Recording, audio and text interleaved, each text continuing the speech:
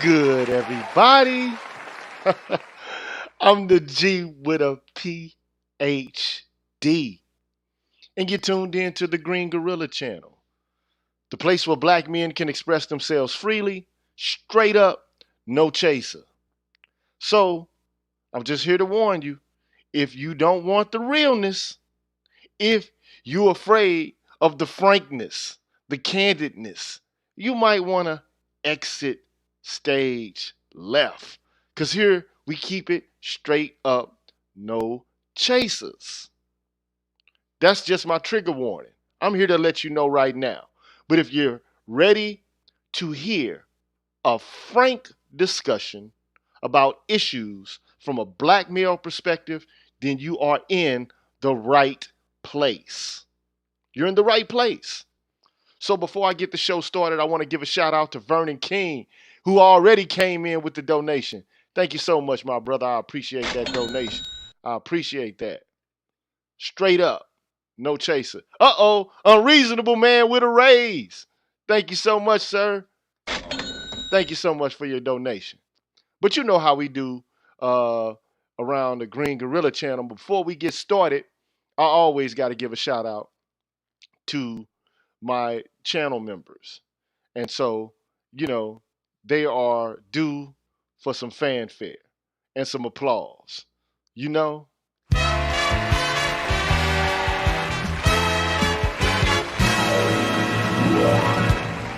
Yes, my channel members are due for some fanfare and some applause. So I'd like to give a shout out to Rashid Barnes, Aaron Smith, The Walt Diddy Show, DH, C Truth, The Revelator, Gold Professor, The Nameless Protagonist, Black Pill Ned Stark, 152 Hertz Sade or Shade, Odd Collard, Roderick Jackson, Dr. Tiasan Johnson, Damon Harris, Brian Williams, Camp Low, Nicholas Lobin, Issa Abdul Zahir, Kalan Jakala, Leroy Honeycutt, Sherrod Martin, Ricky Dawson, Brother Love, Black Dog, NEU, Cedric Bowman, True 7360, BK Born Shaheed, James Washington, Hostile Adept, Seventh Coast Dojo, Ronan Martin, Shop Talk Live, WPR1, Rogish the Bill Monger, I Care, Force Windu, Lady Miss Thing Green, BGS Ibmore, and Marvin Battle Jr. Thank you so much for being members of the Green Gorilla channel. Thank y'all.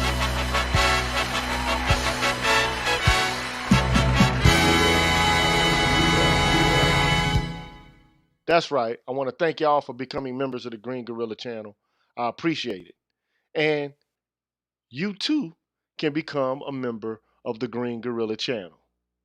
You too can make a donation, and here's how you do it. What's good, everybody? I'm the G with a PhD, and you're tuned in to the Green Gorilla channel, the place where black men can express themselves freely, straight up, no chaser. Today, I want to introduce you to my new membership program that consists of 5 levels where you can invest in the Green Gorilla channel on a monthly basis and receive level-specific perks.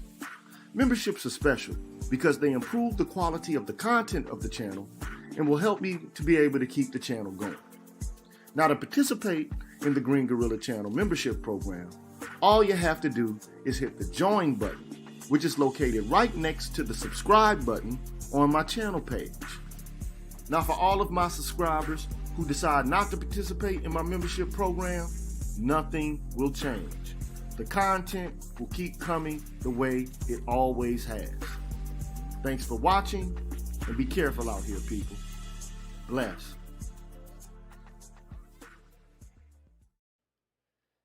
We are back. I'm the G with a PhD, and of course, you know where you are. You're tuned in to the Green Gorilla channel, the place where black men can express themselves freely, straight up, no chaser. So, as it pertains to the show, strike the thumbs up button if you like. If you care, go ahead and share. And if you want to know when I go live, then go on ahead and hit the button and subscribe. You know how we do around the Green Gorilla channel. And oh, by the way, I want to give a shout out to G-Rock, hailing from in the city. City of Compton. Thank you so much for your kind donation, sir. I really appreciate that. I appreciate it. Straight up. And we got a new member, Universal 178. Thank you so much for becoming a member of the Green Gorilla channel. I really appreciate that, sir. Thank you, sir. Your membership is greatly appreciated. And thank you for supporting the channel and helping to improve the quality of the content of the channel. Now, today, what I want to do is I want to draw in your attention to a good friend of mine. And we're having trouble as it pertains to getting him to be able to operate with StreamYard. We can't read this brother. He's a good friend of mine. You know, he's always going to be a friend of mine. You know what I'm saying? Because of the bond that we have, you know, which is our fraternity. So what I want to do is I want to invite, after the fanfare, I want to invite my good buddy Sanddog to the show. Sanddog.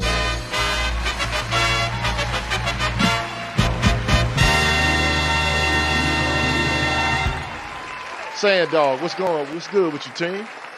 Oh, rude to the Q's, man. What's going on, GG? What's Ain't going nothing to on? it. Ain't nothing to it but to do it, bro. Ain't nothing to Yeah, it but man. to do it. Man, So, just hit. What's good? man, how that UAE treating you? And for those who Man, it's don't good. know, my brother Sanddog is hailing from the United Arab Emirates. Nah, man, it's good. Team is starting to cool down here, man. So our winter is like, you know, in the 70s or the 80s for Fahrenheit. So it's starting to cool down from the summer. Our summers ain't what you want. They're a $120 plus. It ain't what you want, man. I walked into work one time, man, soaking wet, man. You could see through my shirt. It's real. Man, y'all ain't dealing with the heat. You got that ether. Yeah. Y'all dealing with the shit that make your soul burn slow. Facts. Damn. Facts. That's exactly what it is. Damn. Exactly. So it's starting to cool off, man. So like I said, so we good. You know what I'm saying? My hot garbage Giants are coming on for Thursday night football, and hopefully, man, we can do something. Yeah, they coming on tonight, bro. You know what I'm saying? Yeah, man. And look, you know I'm gonna watch it when we get through with the show, the shizzo. Yeah, man. But we ain't gonna rush it. You know, we're not gonna rush it. We just gonna do what we Rude. gotta do.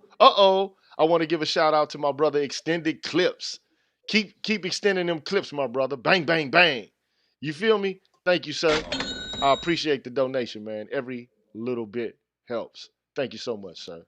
And Uncle Five says he likes the live production. Hey, look, man, I know I got a lot of crazy sounds and stuff going on, man, but it's all in fun, man. I'm trying to do something a little different and enhance the quality of the show by adding, you know, some different audio elements, man. What do you think about it, man? Do you think it's too cornball or do you like it, Sam? Nah, no, I like it, man. I like it, man. I was tripping. What did you get the upgrade, man? Hey, man, I got like the upgrade when my members subscribed to the channel and I invested back into the channel. I'm like, Rule. you know what I'm Hey, saying? man. My members came to the table, man, and they stepped up and provided me with a blessing. So I figured I'd bless them with some enhanced That's what I'm. production. And Yo, yeah, man. So it's just why not make it interesting, man? Why keep it mundane and plain when you could add some different elements, man, and do some things that yeah, that's what I said. Throw some flair in it. yeah, just a little flavor, just Just a a little little. just a little Ric Flair flavor, little Ric Flair Yes. flavor. uh, just when I thought you was too old for a 360 in the split. Hey, bro. Hey, man, I might not get up from that one, dog. You know what I'm saying? I might, bruhs, man, you might set that hop out, man, and then you might do that split, and then you might have to quit for the whole night. You feel me? Yes, look, it ain't the same for me either, though. I tried it the other day. It ain't the same. Right.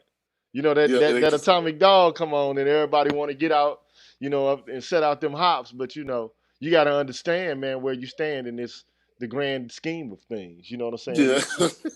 You got to know what you can and what you can't do. You know, where Oh, you I can and learned. where you can't take it. Oh, I tried it. I learned the hard way last week. That's right. I bet you did. I bet you did. But you know what though? One thing that I can say, man, is if you take it slowly and you build up your breath and you know the limitations of what your body can do, man, stepping is like high impact aerobics, bro.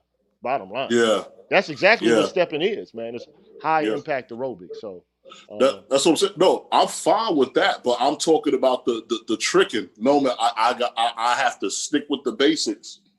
yeah, yeah. Stick with the basics, man. Don't try to get too, don't try to do too much out there. You feel me? I want to give a shout out to Crimson Core. Hey, how you doing, young lady? I saw your show today too. Your show about the gynocrats and your conversation about the women who will try to excoriate Ice Cube. But we're gonna talk about Ice Cube. Speaking of Ice Cube, bro, that's what the show is about tonight, man. We're gonna talk about Ice Cube and who really is the sellout. Because, right now I think my man O'Shea, man, is getting a lot of shade. And they throwing all of this negative energy at him. But as far as I'm concerned, here's a brother who, in my estimation, has always been a voice for black people. I mean, always an advocate since he left NWA, right? And even when he was in the group NWA, he had biting commentary as it pertained to police brutality. He had always been speaking about this issue. I mean, he's one of the first people to actually come out and explicitly say in the domain of rap, because it was all a creation from him. You feel me? He's the one that Yeah, came up with the song Fuck the Police. And he facts. had commentary on why that sentiment was brewing within the breast of black people. So if anybody is qualified to say something about it, why not be that guy who encapsulated in the early 90s, late 80s, that sentiment so perfectly? Hmm. That's team. It's funny because it's not even that. When you look at what we're observing now, it's nothing that many of us take delight in. It's actually a very sad occurrence because what you're realizing is that you don't have a community, right? Because remember, a community is a place where people live. You share certain guidelines and certain outlooks in terms of the way life works and the way that things function. And like when you look at what's happening with Cube, because I was on a talk with BGS and them a couple of days ago, and it was just like I was telling you offline. Before even Cube talked, one of the things that bothered me was when you looked at Kamala Harris, who's the vice presidential candidate, and then you wanted to compare her to Daniel Cameron, the attorney general down in Kentucky. And I found it weird because I made the observation on the chat, and I found it weird that that Daniel Cameron was a sellout, quote unquote, and Kamala Harris wasn't. And I was like, if the community is moving in this direction, if you're seeking justice, if you're seeking this type of reform, how are you gonna achieve it when the house is divided by gender? Right. So for the sake of seeing, so for the, just simply for this, and I asked the people that was on my Facebook, on my civilian page, and some people said simply because F Trump or whatever. And I'm like, look, this is not about what side of the aisle that you're on, right? This is really about a standard with this is really about a standard within the community. And if you were to see it on my page, everybody turned it into all of these kind of insane arguments to justify it. And I said, you mean to tell me if you took Kamala Harris, turn her into Sandog, make Sandog the vice presidential candidate, run in with the former segregationists, with a white wife, and I kept 1,000 black women in jail past their prison sentences, right?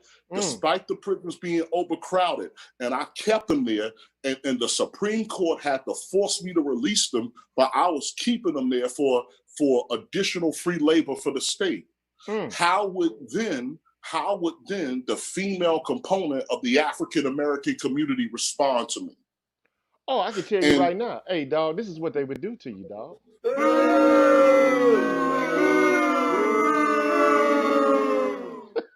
That's what you would get, my friend. You know what I'm saying? I'm telling you what they would say, bro. You already know what they would say. They would come after you, man, and try to take out the wind out of your sails, bro. That's what they would try to do. That's exactly what they would do. They'd be like, man, you got to get the fuck out of here. You know what I'm saying? But like I said, and so that's the crazy part about it. And then just and the part is, and just from a lot of the men, like the cognitive dissonance of it. And I'm like, so you guys are just gonna ignore this. Look, so at the end of the day, look, I'm not trying to defend or make a case, but I'm just for one or the other. But I was just simply saying that, okay, fine. If you have issues with this guy, how come you don't have issues with this woman if you are a quote unquote community? It doesn't, like I said, it doesn't make any sense, right? So in a community, what's good for the goose is good for the gander, right? And it's good for the gander. And I don't, so for me, at that point, before Cube talked, I already knew, I guess I came to the realization at that point that at the end of the day, that we have two different perspectives on, like I said, on what justice is. And then also, too, again, the community is split in regards to, because one of the things that a community shares is an identity. Right. Oh, yeah. And then the community is split on what is identity. And what bothered me the most was we all grew up with the rhetoric of, if black men need to step up, getting into Ice Cube, black men need to step up, black men need to take charge, black men need to fix the community, right? If they build it, we will submit. And so Ice Cube is taking a step forward. Right. And it's just the same thing that I said the first time I got on the chat. Look, this is a complete game. You have to play both sides of the aisle. And if you've been in business or politics long enough, you understand that you're going to work with people that you don't necessarily like, get along with, or share the same ideals. And so it really bothered me, watching Ice Cube get ripped to shreds from allegedly the other half of our community. And he had came on a show on Fox Soul, and when he came on the show, the women there were like, "Well, you don't have anything there, specific or tied into black women." And he said, "It's for black people in general. And if there's something else specific that you need that you think should be put in there, you're welcome to come do it." And even when he said that didn't even satisfy them. Oh, no. Right? It's not going to satisfy them. Look, it should be painfully apparent to anyone who's been paying attention recently about politics, right? You saw this happening, okay? And it's as if we're being hoodwinked.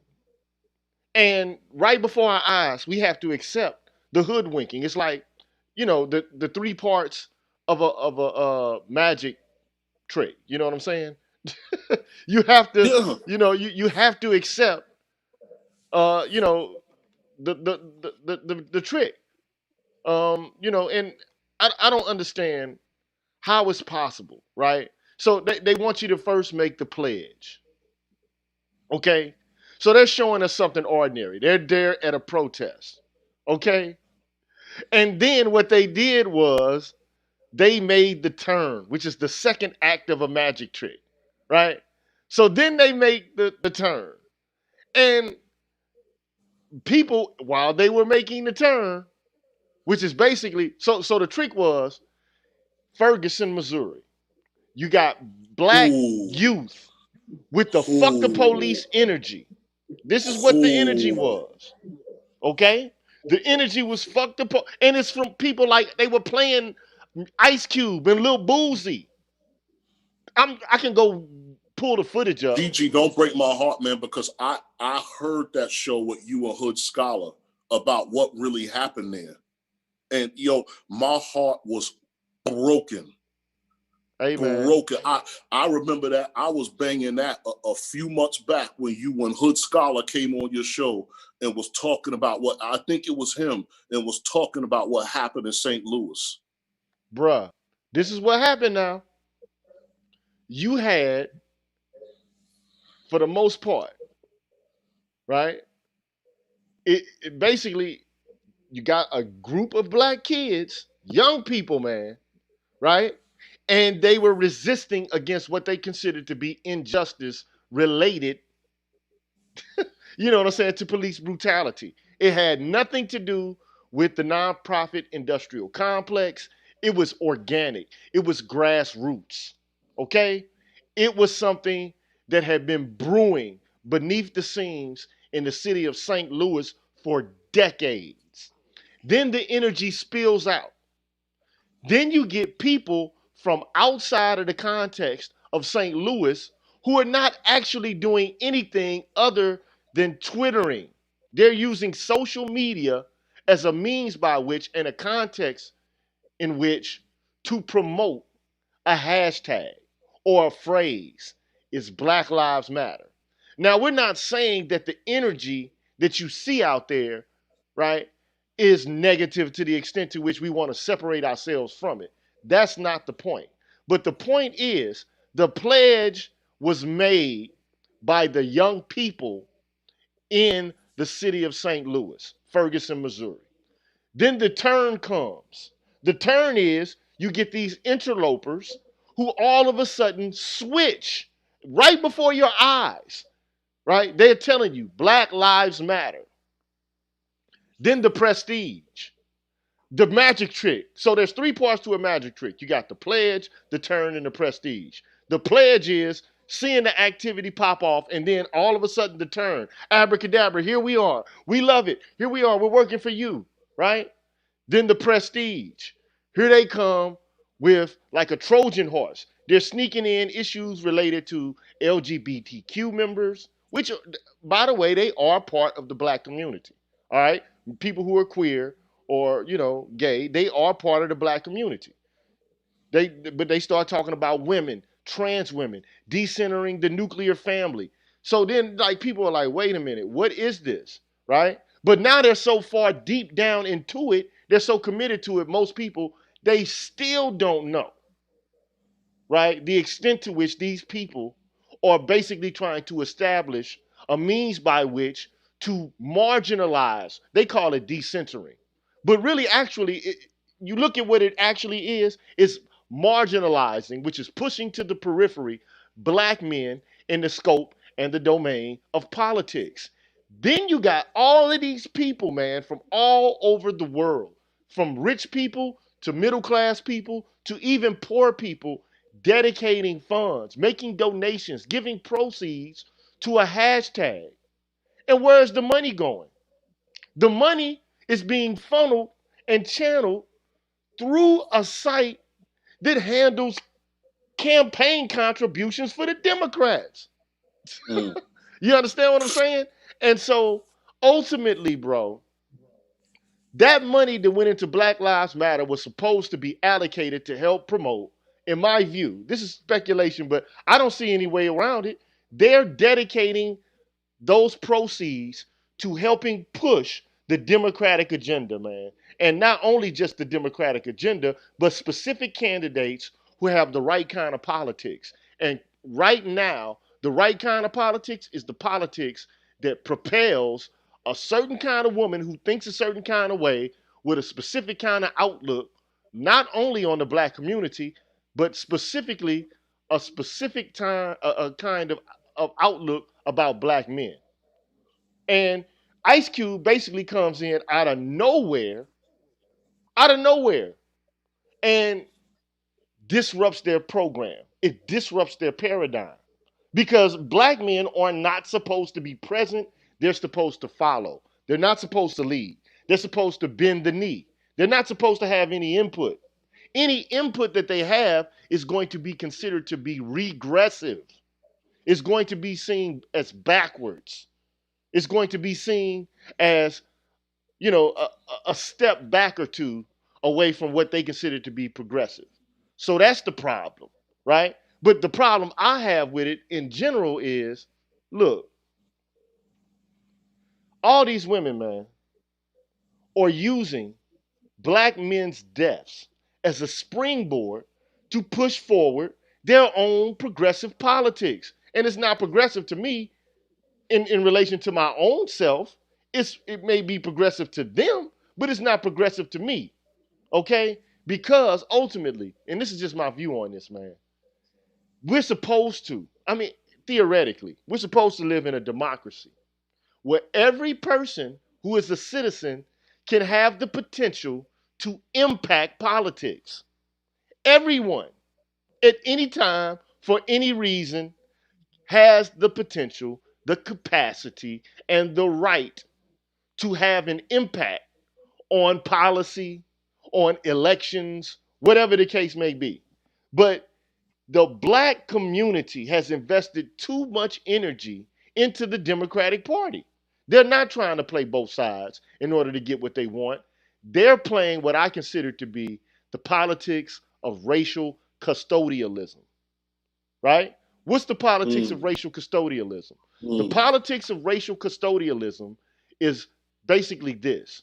You have a hand-picked set of Negroes who are supposed to be the liaison between the black masses and the white masters. I hate to say this and use this kind of language, but the Democratic establishment has a hierarchy, okay? And these groups of persons, this hierarchy, right? They already have an agenda set up and established, and they need the black community to vote without giving them anything. Because that's all we do is just vote for these people. We vote for them religiously. We have the devotion and the dedication of, I mean, of a fucking Job to these people, and they don't give us anything at all. They have nothing to show black people for their investment in democratic politics.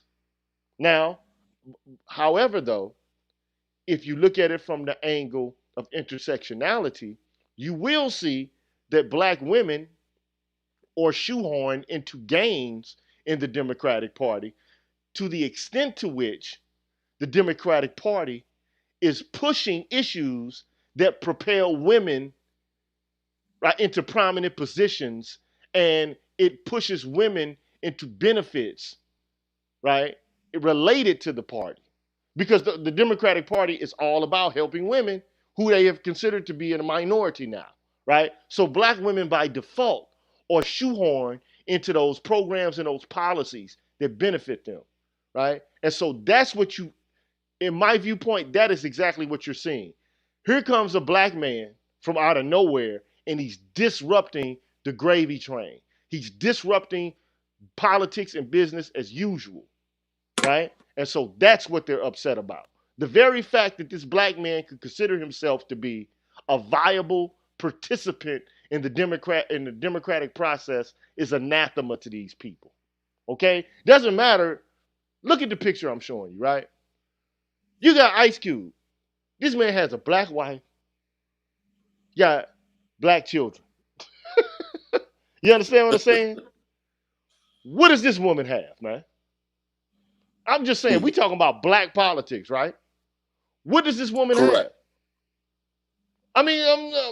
Doesn't even matter. This woman could look. Just look at the picture, bruh. Yeah. And I'm not trying to say you can't date who you want, but I find it very difficult, man. I'm just saying. Bruh. I'm just saying, bruh.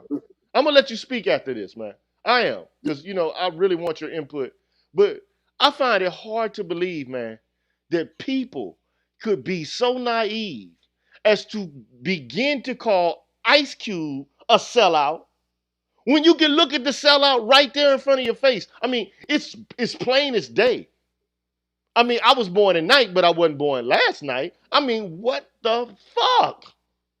Are we really supposed to believe that this woman, who basically is an elite member, right, of black society, who, I mean, let's just be frank about it. She slept her way to the top, you know? I mean, and you can choose to do that. You can do whatever you want to. If that's how you get it in, if that's how you come up, that's how you come up. But don't try to convince us that while you fucked your way to the top and while you used your position in order to look good to certain segments of the Democratic Party, meaning you were tough on crime, right? How are you now going to tell us that this woman is looking out for the interest of the entirety of the black community and she's the best thing going? However, Ice Cube, who's been speaking on behalf of black people from day one, that all of a sudden he's a sellout because he came up with a plan for all of black America? Sand Dog, man, talk to me, dog. It's crazy, team. Like I said again, it's heartbreaking for me. And shout out to Kendra, Crimson Cure, the Grinch, and Angry Man for coming up with this. And it's plantation politics, man. And it all goes back to the plantation, right? And so if you look at it, right, in terms of when you talk about how culture is formed, right? So we were on the plantation, at least legally, for what, 247 years, right? Then after that comes the Black Codes, Jim Crow, and everything else. And so now when you look at, you know what I'm saying? So when you look at, and I'm certain if you were to break down life on the plantation and see what's transpiring between the men and women now, that you're going to draw a lot of similarities, right? So you got to remember, like, if a woman came on the plantation and she had, if the master said, hey, I want 8 kids, and she gave 8 kids, that would give her freedom. Right. And so when you look at, and when you look at human beings being put in hellish conditions, they're going to make decisions on various levels in regards to their advantage. Right. And so when you look at the black community, right, it's that same stratosphere, right? You're going to have your house slaves, you're going to have your skilled workers, and you're going to have your field slaves, right? And so at the end of the day, your house slaves, can be like your high level, probably like your high level C class, or what BGS will call your 100 or 92 octane type people. And then your skilled labor would be, the people that, that come in the middle. And then your field slaves, I guess, would be, what you want to call, Ray Ray and Pookie and street dudes, right? And and those three levels of the black community are going to see things quite differently.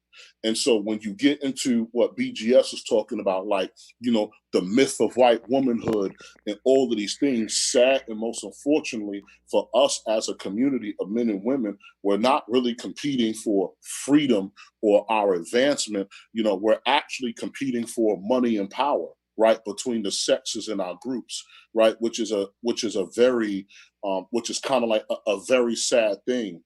And it goes back to like, when I look at, when people talk about like concepts of like black love and all of these other things, and what you're seeing now is that does not exist. That I guess that's just simply a myth, something that you might see, in terms of like a Tyler Perry show, or a myth for the vast majority of people, that are living, because you're seeing a divide in politics in our community, and mainly so by gender.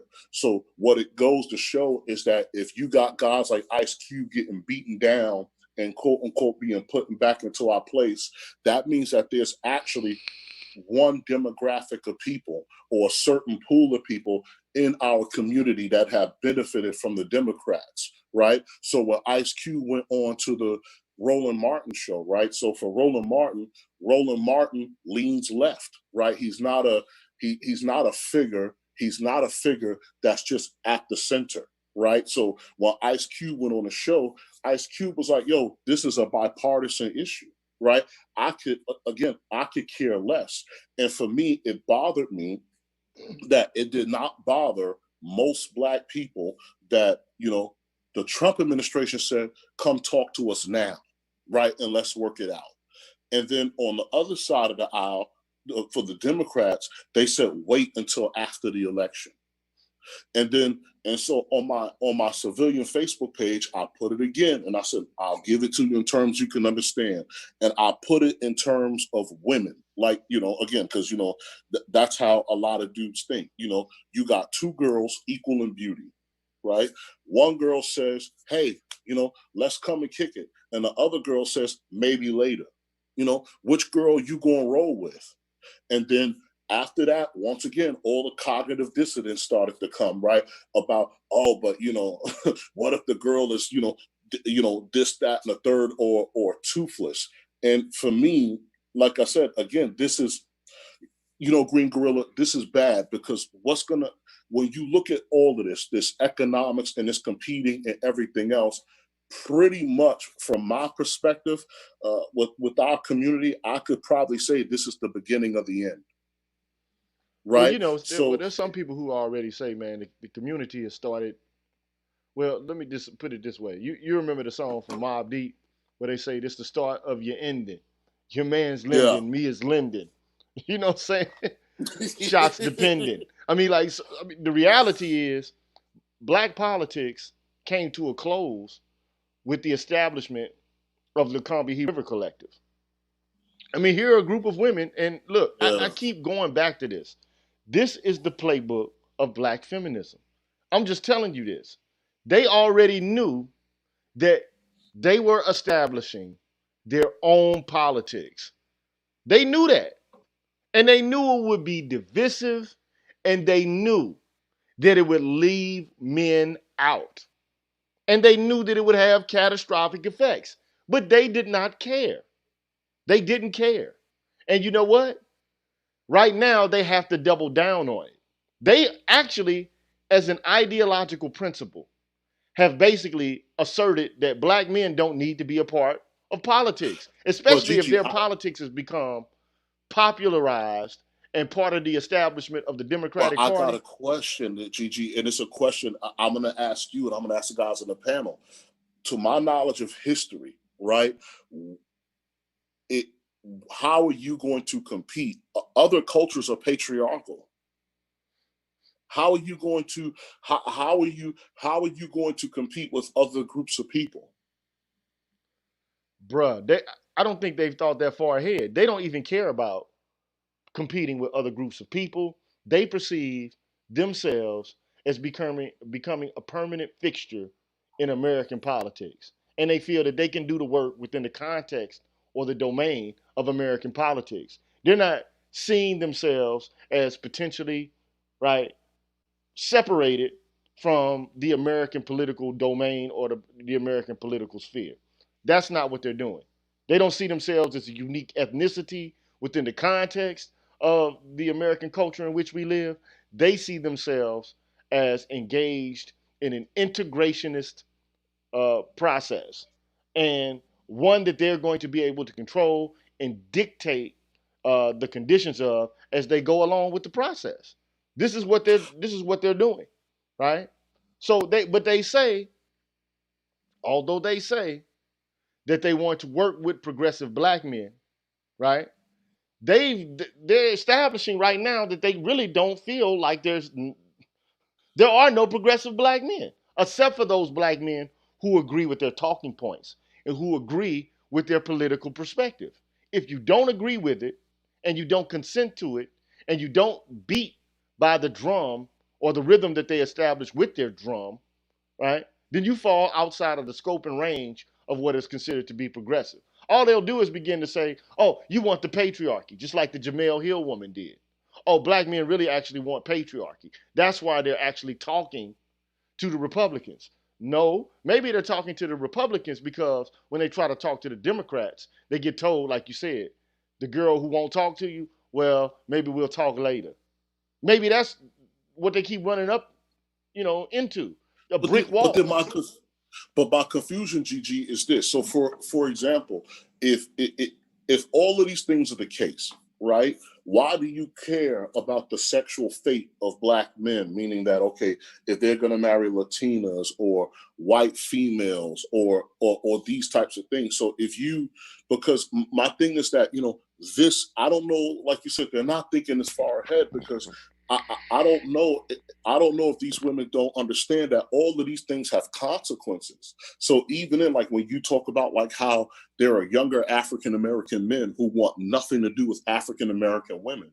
So if these guys are seeing this, right, because a lot of these women are at the age to be mothers to people who are Gen Z, right? So if these guys are seeing this and they're like, yo, like hey, my mom is looking to block my dad, brother, or whatever at any move or at any turn he makes, right? Or she's completely non-cooperative. Look, I don't want to deal with that, right? And then that shapes a perception and that shapes an image, especially if these young men are out in the world having completely different experiences. It's like what I told you before. Like my first girlfriends, for the most part, were all Asian and black women of foreign destinations, right? And so when I dated my first African American girl, I felt the difference. I really felt the outside of girls who might have been Muslim. I felt the difference between them and my previous experience, right? It was, like I said, it was completely obvious. And I was like, from my perspective, I'm like, unless you are a glutton for punishment, who wants to deal with this, right? And so there are, I wish I could talk to these women because there are actual far-reaching consequences. And then once you get what you want or you think that you want, you'll be nothing more than food or fauna for other groups of people. Yeah, yeah. Look, let me just read to you a section from the Combahee River Collective. It is from the third section, which is called Problems in Organizing Black Feminists. So in that section, basically, they're talking about and detailing the kind of problems that they have with organizing themselves so that they can basically circumscribe a set of policies, practices, and a kind of uniform ideology that they can operate by. And this is what they say. They say, and they know this because they've already declared what they are. They're black lesbian feminists. Okay, that's what they are, and they've already established what they're fighting against. They're fighting in their own estimation. They're fighting against racism, sexism, heteronormativity, and classism. Right? That's what they consider themselves to be fighting against. Okay, racism, sexism, heteronormativity, and class-based politics or capitalism. Okay? So they say this about their feminist political endeavor. The reaction of black men to feminism has been notoriously negative.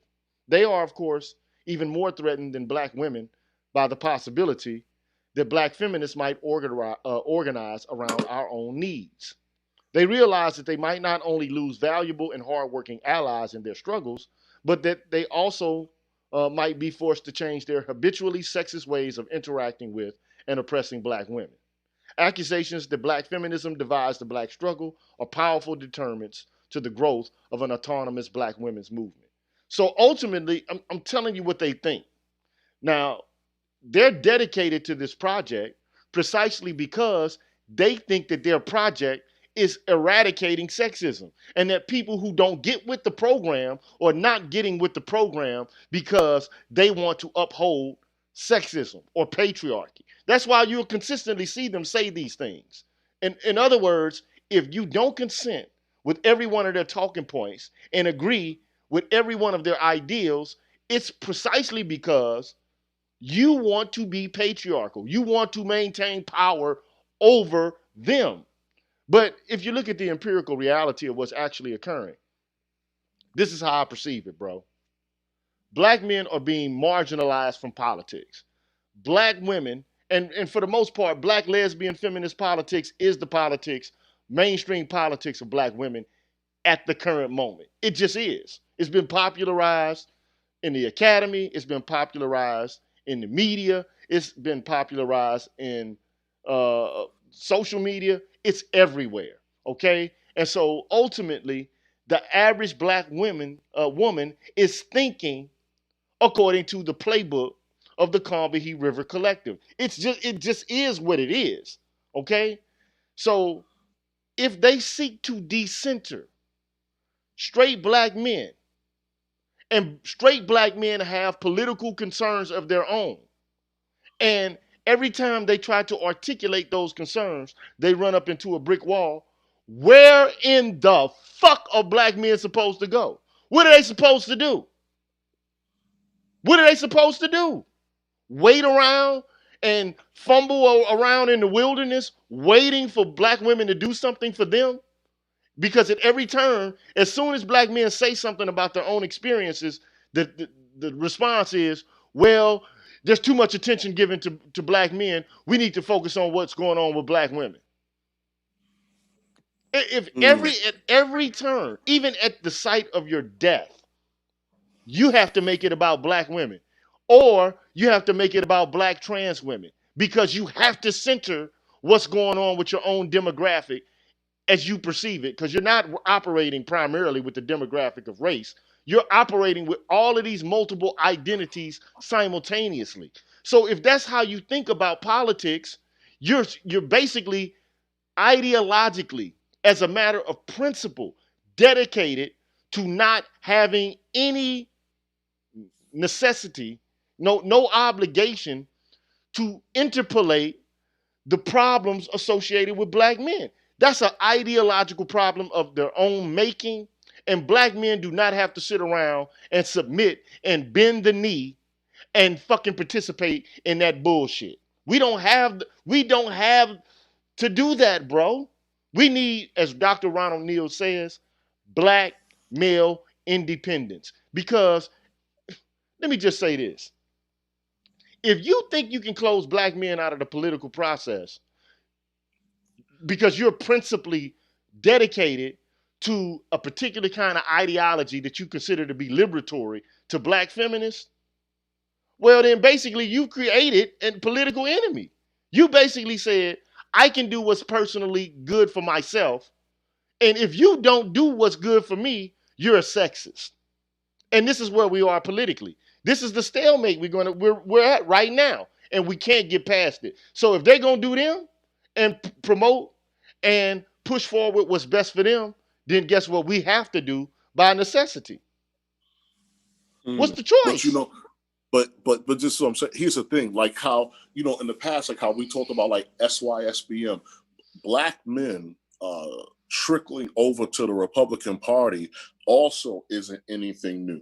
It's for the most part, it's something that's from just, again, my sample. I don't have a study to back it, but from my observation, it's something that I've seen happening slowly since the late 90s or the early 21st century. Right.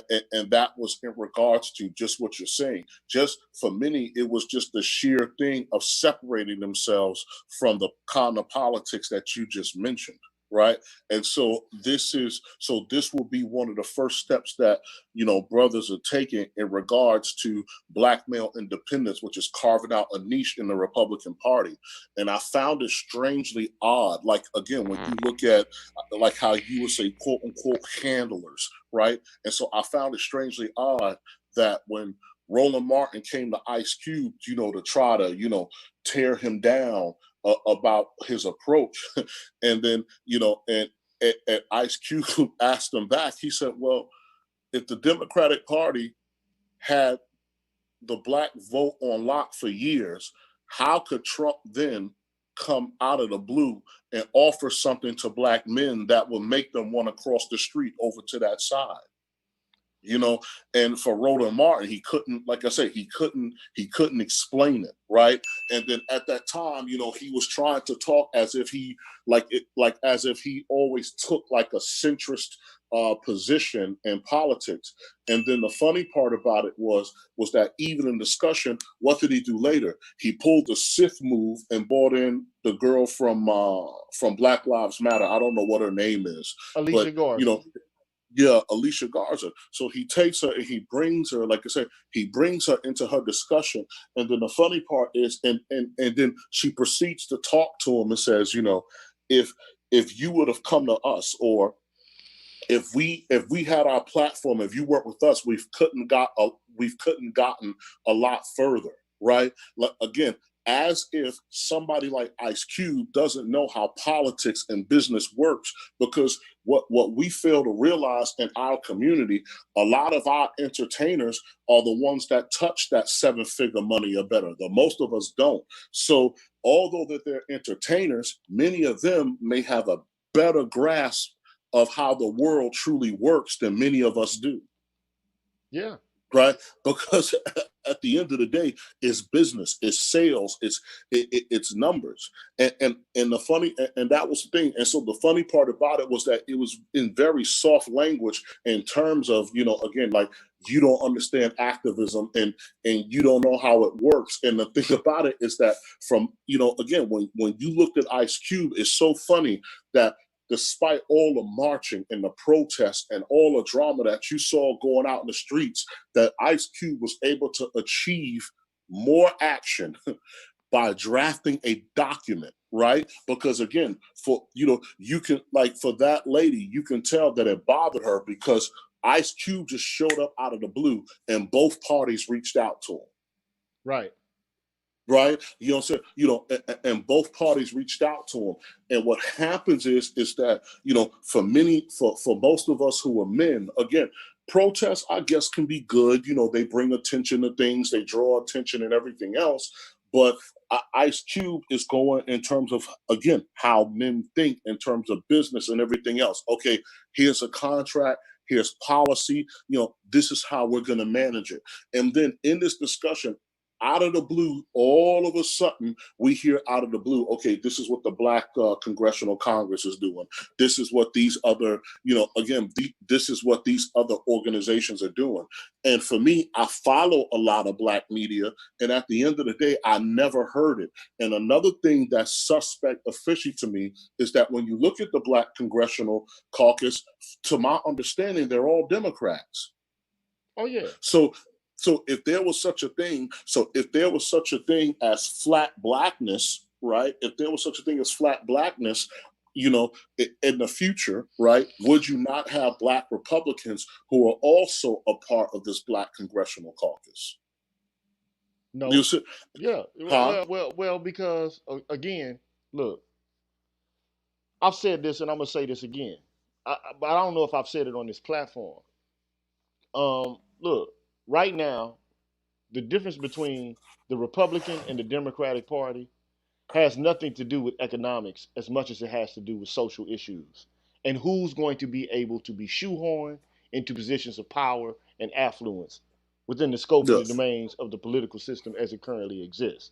Look, American democracy is a pay to play game. It just is what it is. We don't really actually have a democracy as much as we have a dollarocracy, especially as it Yes. pertains to politics at the federal level. Now, as it pertains to politics at the local or the state level, you may have the capacity to impact the outcome of your daily life, the extent to which you actually press those local, right, or statewide politicians, right? However, as it pertains to politics at the federal level, lobbying, which is what, unless you have a non for profit, for example, or a lobbyist organization like a BLM who's able to raise a shit ton of money, you're not going to have the audience and the ear of politicians. They're not going to listen to what you have to say because you have no impact, because you have no money, right? Correct. So this is what's fucked up about this, right? And look, I don't have a problem with any demographic from the Black community in fact, from any community whatsoever, having an impact over public policy by means of articulating their ideas in the scope and the range of what goes on in the public sphere. But what you're seeing with black men is you got a lot of people who are doing the best they can to stymie their voice, and then they're using deprecating language in order to try to suppress their opinions. Because the opinions ultimately they get called patriarchal, sexist, regressive, and a whole bunch of other nonsense. So the idea is if you're not agreeing with us and you don't want to see us in power, even though we don't interpolate what it is that you got going on in the context of your life, right? Even though we don't do that, our viewpoints, right, are the best viewpoints. They're the most progressive viewpoints. So you need to bend the knee. See, this is all fucked up, man. This is anti-democratic, as far as I'm concerned, because everyone should have the ability to impact politics.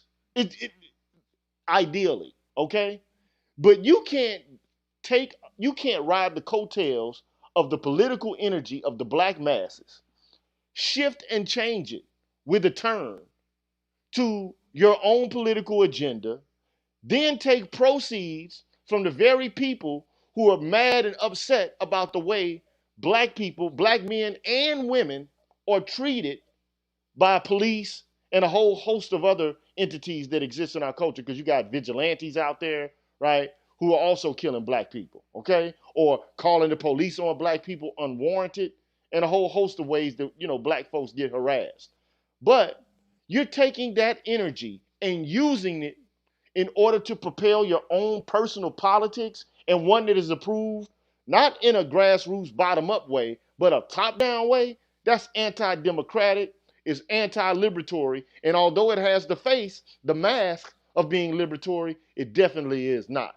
So, it to me, it's trickery, it's magic, it's sorcery, it's banana in the tailpipe politics. And black men are not about to go for that shit for long. We've been fooled for long enough. And I think they're playing on the sentimentality of black men because black men have always been progressive. In fact, black men are the most progressive group of men as it pertains to having black women be present in politics. It's always been the case. We've never tried to shut black women out and say, we don't want you to say nothing, anime. Sit your ass back. You have no input to put into this process. It's not been the case when it comes to black men and black women in relation to politics. But now, after second wave feminism, all of a sudden, everybody has a problem with black men, and everybody has a problem with how regressive and how sexist, patriarchal, abusive, and rapey they are. To me, all of this is just distraction, and it's a way to marginalize black men and to prevent them from looking after their own interests. So, I'm gonna take a quick break, and we'll come back with more of the Green Gorilla channel and more of the G with a PhD in discussion and conversation with Sanddog. Be right back.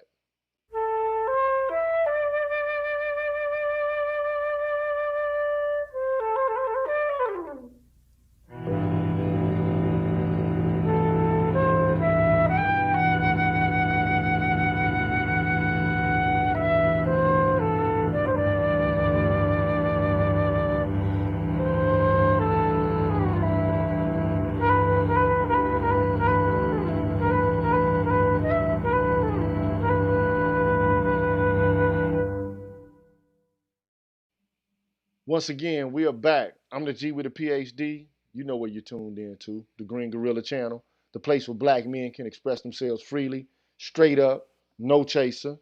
I'm here with my good friend and my frat brother, Sanddog, rude to the bros. Now look, I don't have a problem, again, with anybody pursuing their own political aims and interests. But the way that Alicia Garza woman talked to Ice Cube, man, she said something that was very telling. She told Ice Cube that he jumped the line. Did you hear that statement? That he jumped the line. Yeah. He jumped the line in relation to making his agenda be an agenda, or making his plan come to the fore. So the question for me is, how do you get to determine? First of all, you jumped in the line of an entire movement, appointed yourself a, a self-appointed leader of a movement that you didn't initiate. You basically you you transformed energy that you're not responsible for, and you've been using it to push black feminist politics, and you expect for black men to sit back and watch it all unfold, and if they don't do it as you would like for it to be done, then you want to call them sexist, you want to call them the white people or black people, you want to call them patriarchal, and you want to call us, abusive, non-grateful, you know, pigs. How does that work out? In the end, that can't be where we are in terms of like thinking, and we just sit back and take it and accept it. I'm not going to accept it. It's complete bullshit to me. I'm not rolling with that, man. But you know what though, if Kendra is still out there, if you could, if you're in the chat, I had a question that I wanted to ask you, if you're there. But the thing is, what bothers me in all of this is that there are men that don't see it, right? So I've taken your video, in regards to the River Collective and other things, and I've shared it. I've shared it amongst our frat brothers. I've shared it amongst, what I'm saying, I've shared it, again, out in the universe. And, for a lot of guys, what I'm hearing from them is, oh, but, anything but the alternative. And this will be better than the alternative. And I'm thinking, and I'm asking them, and I said, listen, right? If you're everything that you're out protesting in the streets now are the result of policies that were made decades ago, right? So policy, and many times, right, are things that just doesn't take effect, immediately. You see the effects of a policy years out. So you can make a policy decision that may sound good in theory, but once you kick the can 5 or 6 years or 10 years down the road, you find out that it's not such a good idea. And when I talk to, a lot of black men, and I'm like, you don't think that it's bad to have a known segregationist and the woman that has subverted the justice system? And I'm like, look, I can understand your feelings about Trump and everything else, but at the end of the day, right, he put something on the table to cut a deal with. And the only reason why you got something from the other side, from the perspective that I see it, is just that, so that they can say that they're doing something, right? That they can say that they're doing something. It's very, like I said, I think for a lot of our men, it's very dangerous and it's very telling. And again, it goes back to what BGS and everybody else talked about, culture. And I think a lot of us finding our solutions is really going back into the plantation and dissecting it, right? And literally looking at how could you actually get out? And the crazy thing about the plantation, as many of us know, a lot of dudes don't want to, or women don't want to leave the plantation. Oh man, right? look, these guys don't even know that they're on the plantation. They have no realization what kind of politics are being played at the current moment. They're that naive politically. They just don't have a clue. I mean, like, they don't have a clue that black feminists have already made the decision to engage in a political movement in which the interests of black men are not of paramount concern, but their interests are of paramount concern. This is why it is perfectly acceptable now for black women to say, what's in it for me? What's in it for me? What's in it for me? Why is there not anything in it for me? Why is this not, a document that has something specific to me? But at the same time, to scoff, to derogate, to look down upon anything that black men say needs to be paid attention to because it has some sort of impact on them and their experience. It's just not allowed because ideologically, Yeah. they have, as far as I'm concerned, they've monopolized the political discourse. And so at the end of the day, we have to get our own politics. It just is what it is. If that's how you're going to play the political But game, team, which to me is not is you don't think anti-democratic. that. Go But ahead. though you don't think that it's scary. I don't mean to cut you off, but you don't think that it's scary that on one side of the house you got our women telling our men to shut up, right? And then, but then you got Kim Kardashian going up to the White House to talk about prison reform, right? So you don't think so? Like, so I mean, like, just in terms of like, just us, our community just being blown apart, right? I mean, it's just something that popped up in my head. So you got these women tearing Ice Cube down, but then there are other groups of women that are outside of our ethnic group who are more than likely willing to support him, Man, look, I'm just right? gonna say, yeah. Look, bro, I said it before. I'll say it again, man. The politics of former slaves is the politics of who will be the head niggas in charge in a country designed to benefit the well-being of white people. So yeah, like Angry Man, Kendra, and the Grinch say, we are on a plantation. For all intents and purposes, we're on a plantation. The game of politics for African Americans, ADOS people, the way it's been going, right? It's about who will get the most butter biscuits, hog maws, and chitterlings. The scraps left off of Massa's table, right?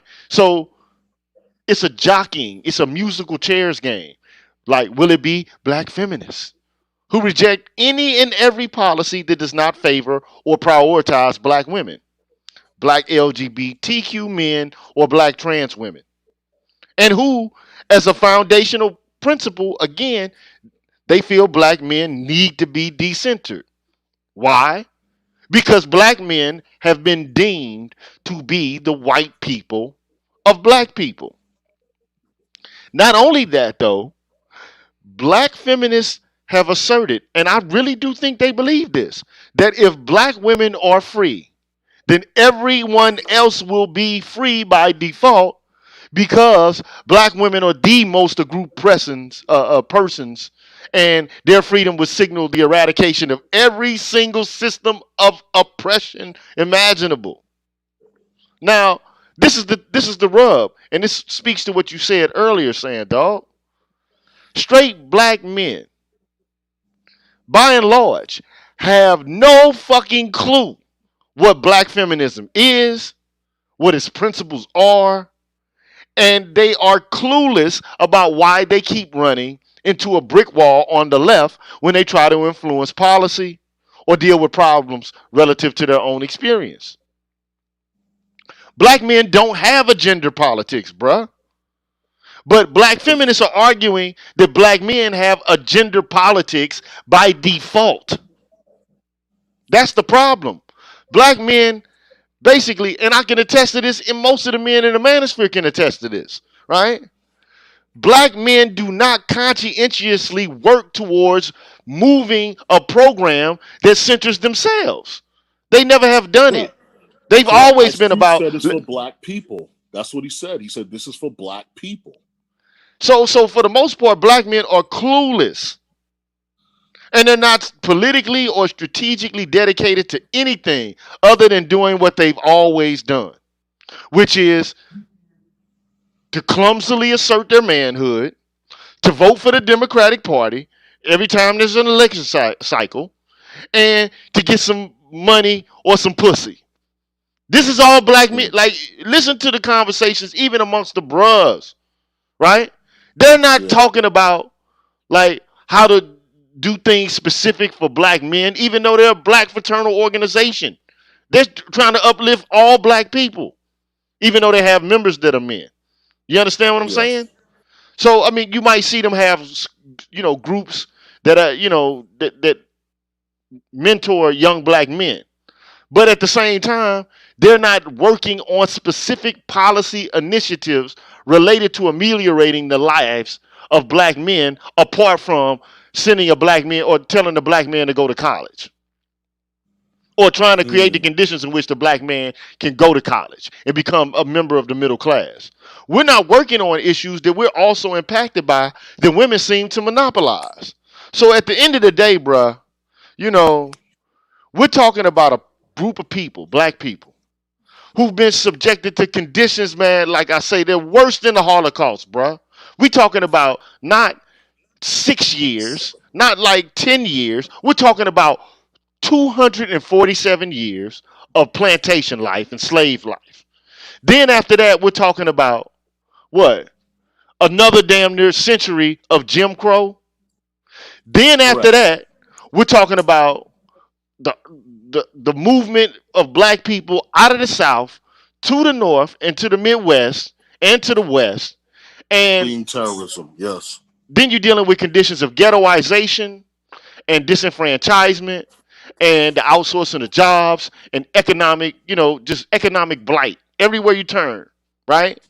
So we're talking about a group of people who've gone through that. We've been oppressed, dominated, exploited, marginalized. I mean, subjected to cultural imperialism, powerlessness, and violence for damn near half a millennia. And if we can't do better than this, we are doomed, bruh. Like this, I mean, this, I just don't understand what kind of bullshit politics that we feel like we're engaged in that's progressive right now, if you got certain segments of the population who feel that other people need to just sit back, shut up, be quiet, and wait your turn. There'll never be a turn. There'll never, ever be a time in which it's appropriate or pragmatic or practical for somebody else to come in and say something different. So Because at the this end is of the what. day, it's time for us. Look, I'm going to share something with you, right? Yeah. Okay? And look, I don't mean to be deprecating to people. All I'm trying to do is just say, look, this politics, if you're going to engage in it, fine. But at some point, black men need to wake up and smell the coffee and say, okay, well, look, at every major index of well being, we're at the bottom. It's not enough to put forward the notion that we need to keep propping up black women. I mean, Mm. and if we don't do it, then we're sexist. We're not trying to be sexist. We're saying I gotta go to the doctor too, motherfucker. You can't get all the goddamn appointments to the doctor's office. My fucking spleen is about to rupture here. My fucking heart is about to go out. I need goddamn cardiac help. You know what I'm saying? I need to see the pulmonary Yeah. doctor, man. It ain't just you that needs to go. We need to go as well. I need to see the fucking doctor and get fixed just like you do. But you hogging all the goddamn office space. You don't want us to see the fucking doctor. You don't want us to get healed. What the fuck But is then, wrong with y'all, man? but then my question to you: do you think?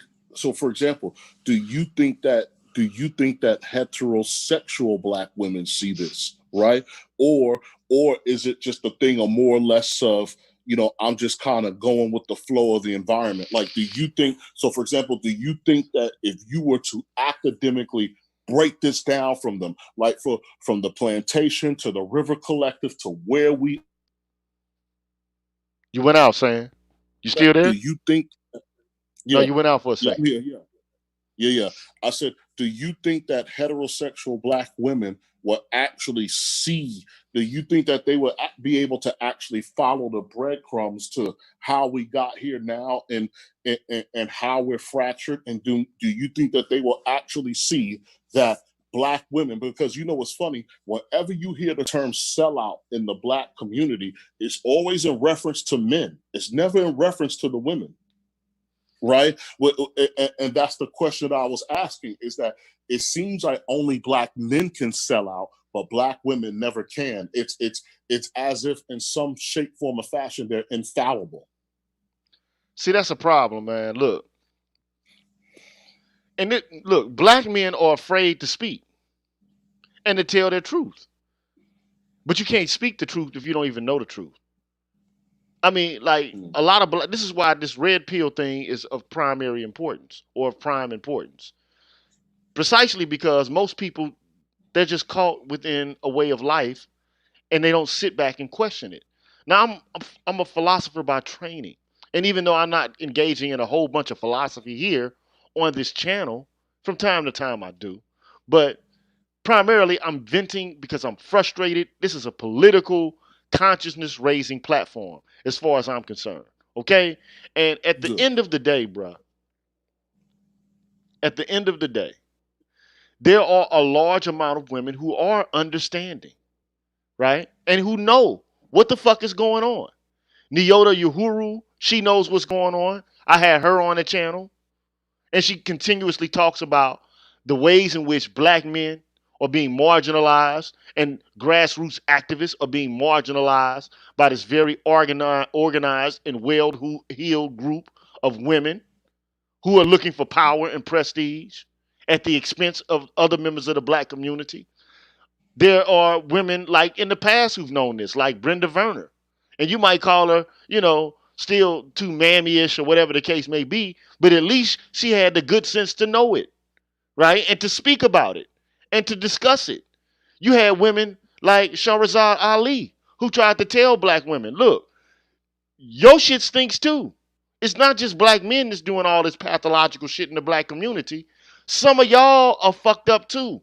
And if we're going to heal, you have to be accountable in the same way that men have been made to be accountable, black men, that is. Okay? So you got women right now. There's a woman who just made a statement about Jamel Hill. A woman named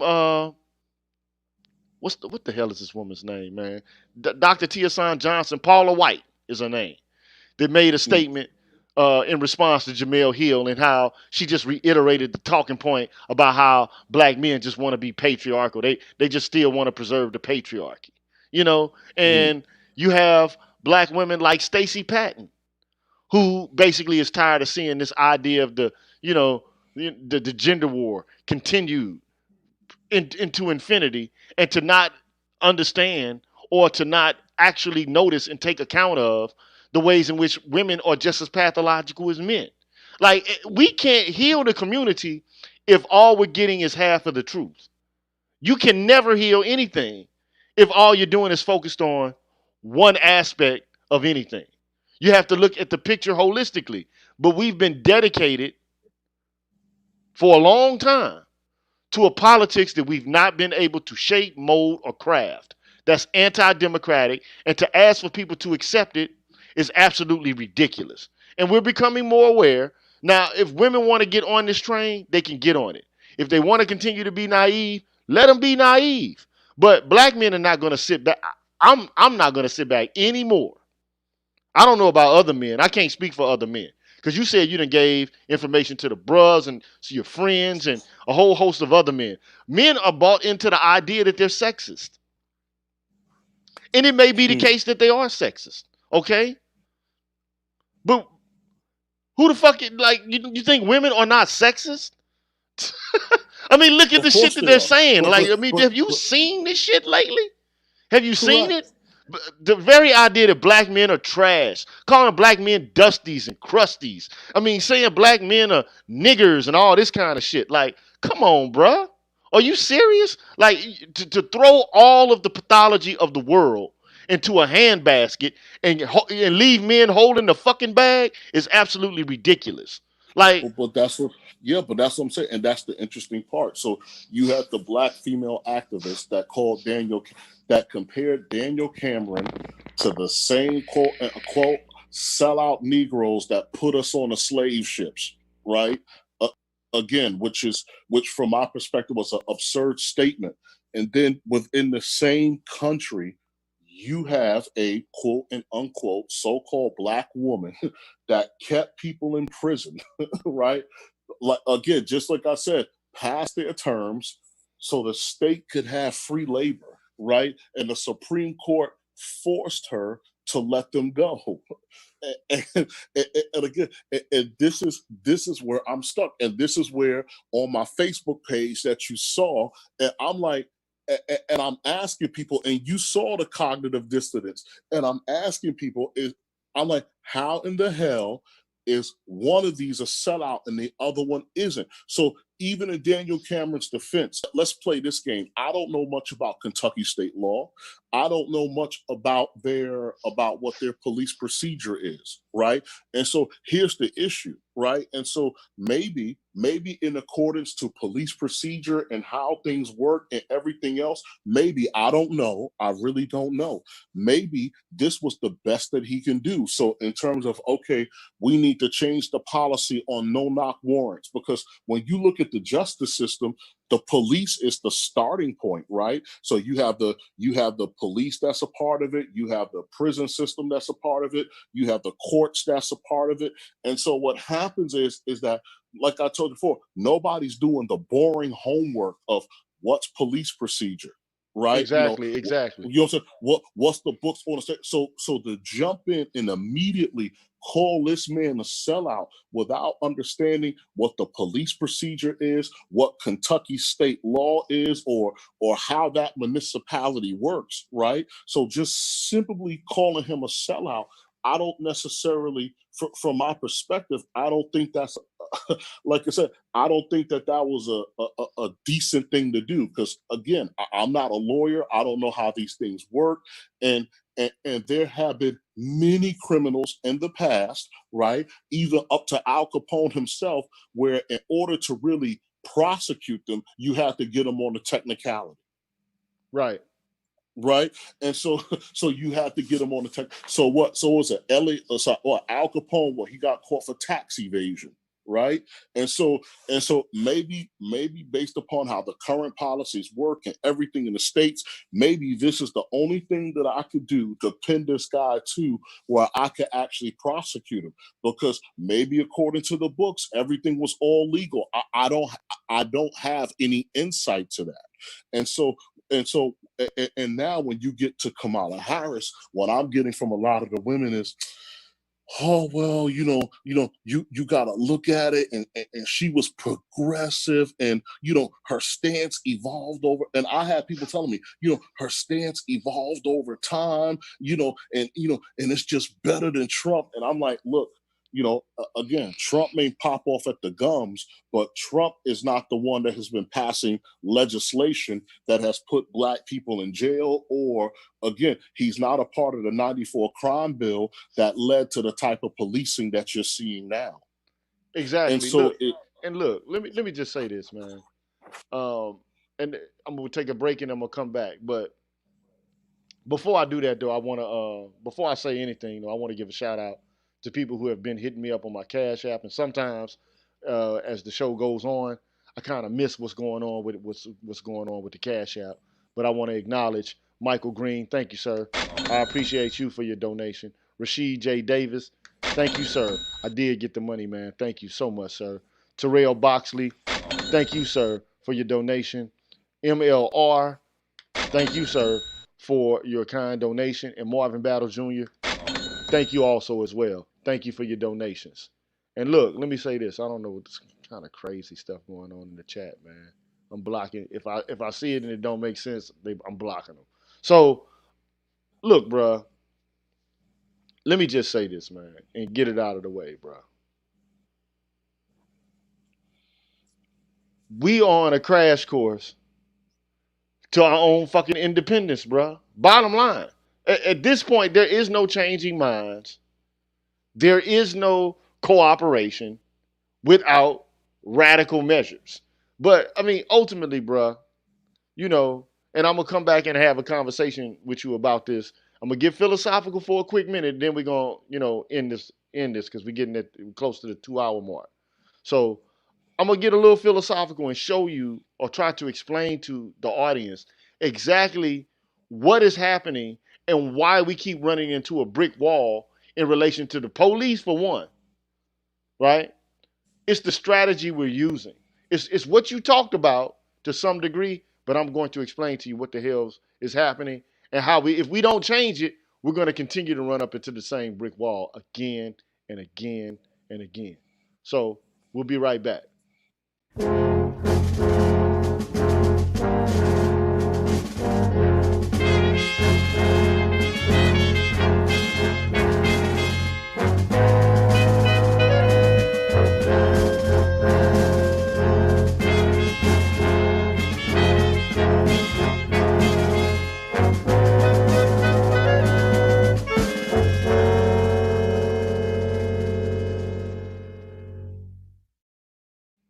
Yes, we are back. I'm the G with a PhD.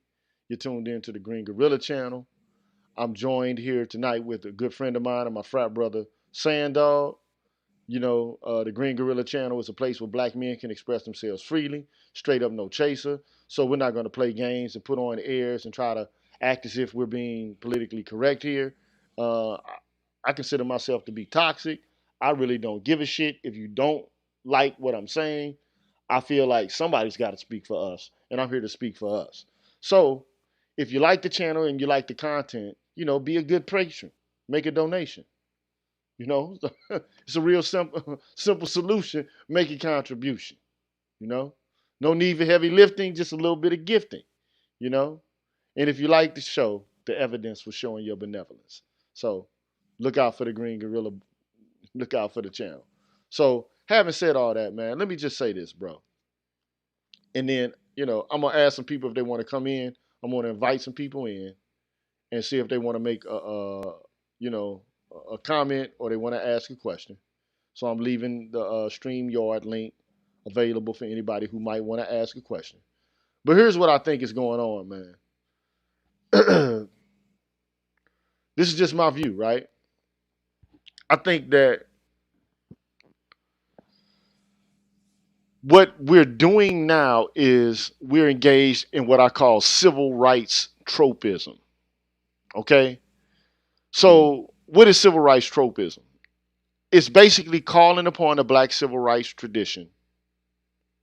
And that's a group.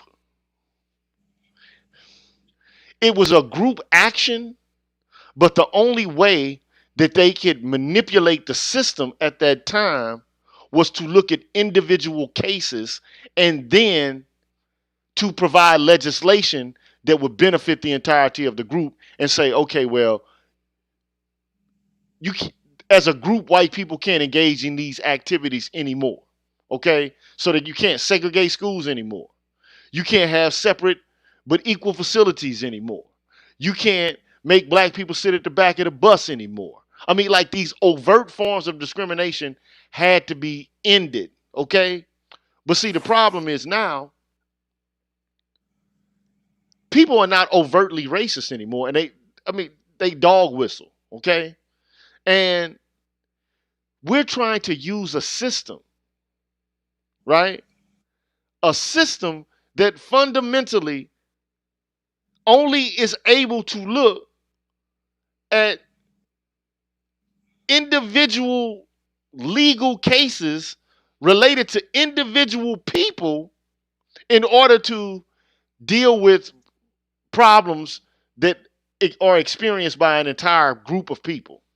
So what do I actually mean by this? I mean, look, civil rights leaders basically have to rely on the judicial system to protect the rights of specific persons. But in those cases, you have to find intentional acts of overt discrimination in order to demonstrate that some sort of civil rights violation has occurred. So basically what that does is it places what I call an Augean burden.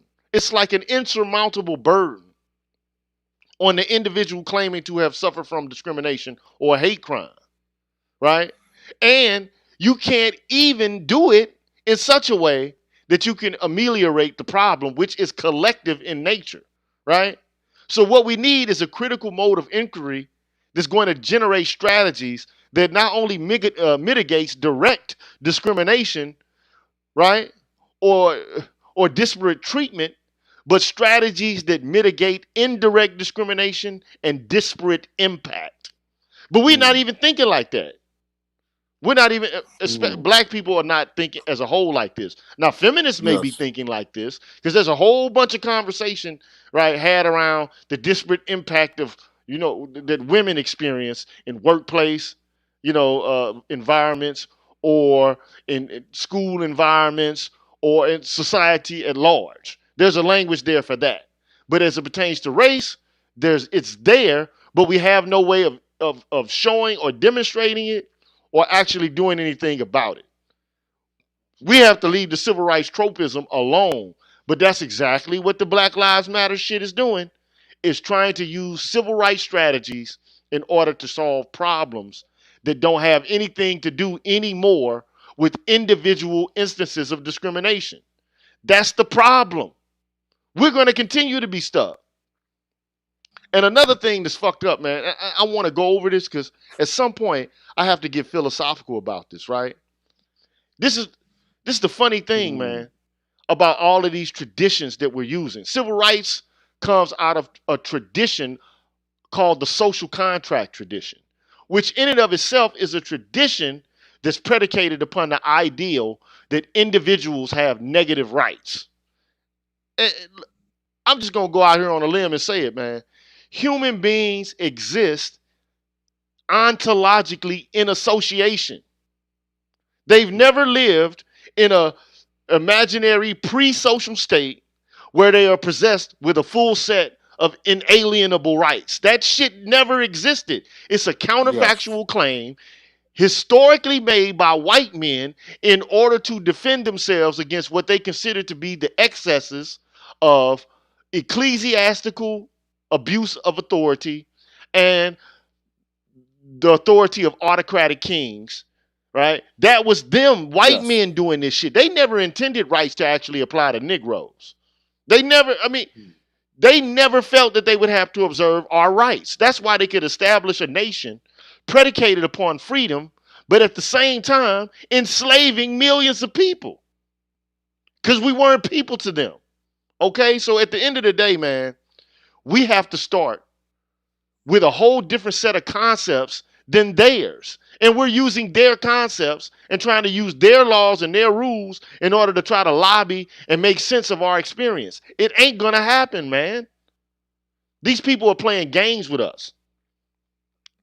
We have to start with the fact that, look, even black, I hate to even have to start a black male agenda. It should be families are the units that actually make up nations, bruh. That's just how this shit goes. It's always been this way. Anywhere you look in the history of fucking any society, wherever you go, man, it's made up of families. And some family structures are set up where the families are extended. Some are mononuclear, some are polygamous. But the very idea that we want to destroy the family and have the government work everything out, but at the same time we're mistrustful of government, this shit is fucking naive to me. I just don't understand what we're doing here, man. I'm confused. I don't know what we are doing here. But I think that their investment in government, in the Democratic Party, is supposed to somehow give them some sort of escape from the oppression of black men, which, look, let's be honest, man. Everything that black women are accusing black men of, they do them goddamn selves, bro. They're Yes. abusive, they're manipulative, they're violent, they're rapey, just like men are. Until we can actually start telling the truth about what the fuck is going on in our communities, we're going to be mired in the same condition forever. So we have to start thinking differently. We have to start telling the truth. And we have to start pointing out spades being spades.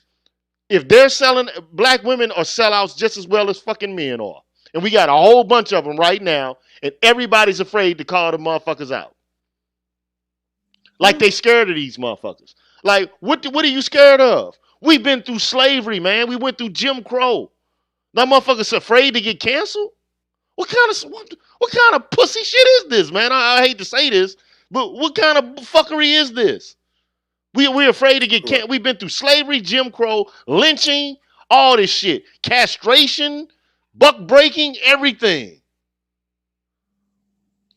What the fuck are we Correct. afraid of?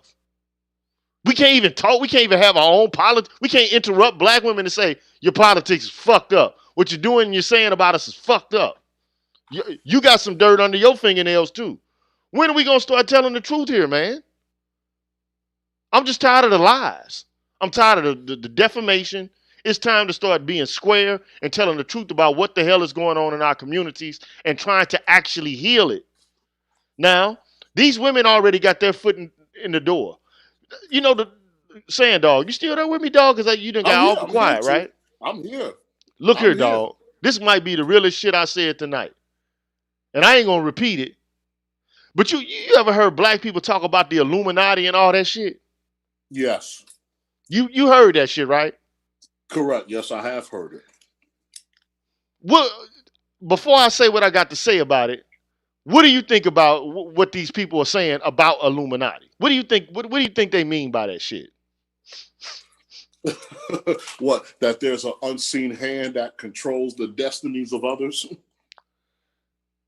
There's an Illuminati taking place in the black community right now, and it ain't got nothing to do with no fucking rappers selling their souls to the goddamn music industry. But you know what though? Look. This is gonna be the realest shit I say it tonight. I ain't gonna repeat it. I'm not gonna repeat it. I said it once. I ain't gonna say it no more. Yeah. So pay attention. Yes. And you talk about power, movement behind the scenes, dedication to strange rites and rituals and orgies and shit. Come on, bruh. Trust and believe what I'm telling you right now. And I ain't gonna say no more about it, bruh. I'll say something about it maybe on a show dedicated to it because it deserves its own time. Okay? But you talk about a cabal. You talk about, you know, and they are on code.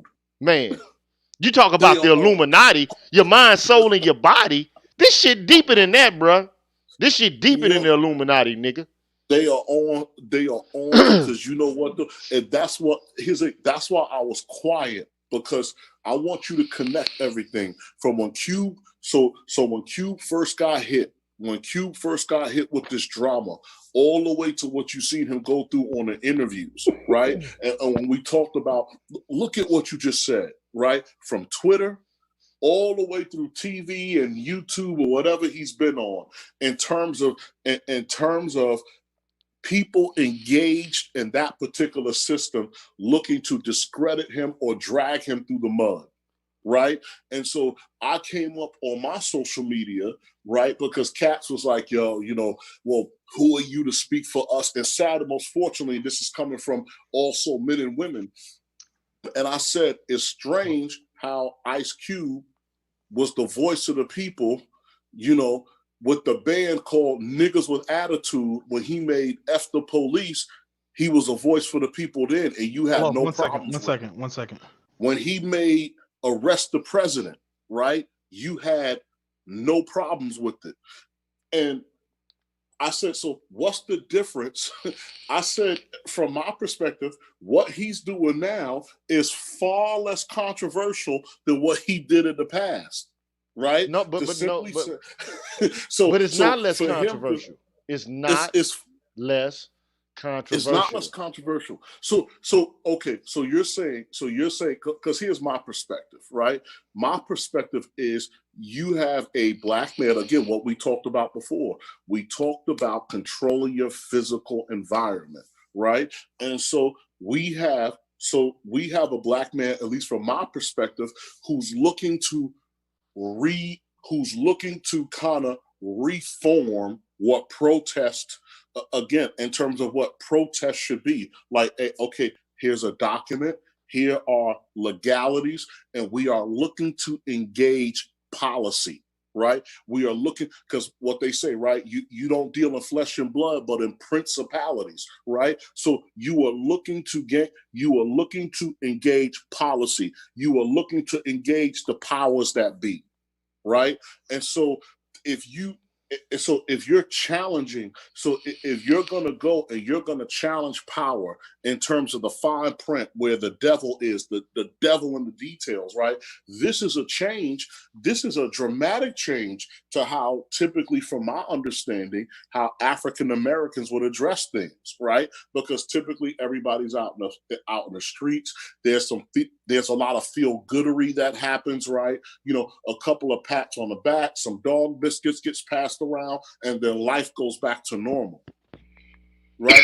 But like I said, it's a completely different thing when you approach somebody with fine print, right? And the reason why I said from my perspective, right, because I think a lot of men have been saying this behind closed doors, that how come I think that Ice Cube is simply doing what a lot of us say behind closed doors. Like, look, being out in the streets and all of that stuff, yeah, rah, rah, rah, yeah, that's cool. But at some point, what do you do to affect the real change?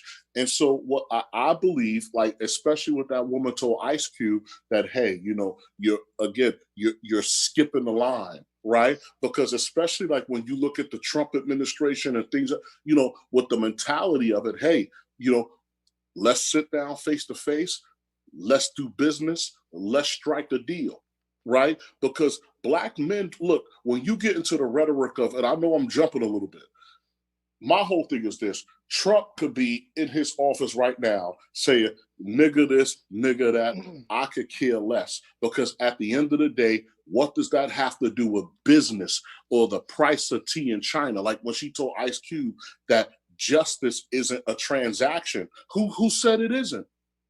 You know what I'm Man, saying? look, justice has always been a transaction. It's a transaction between people jockeying for power.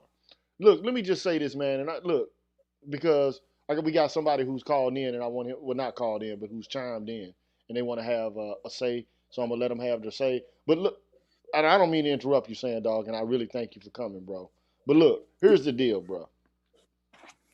Ice Cube is a curveball because these white people who run the politics have been working.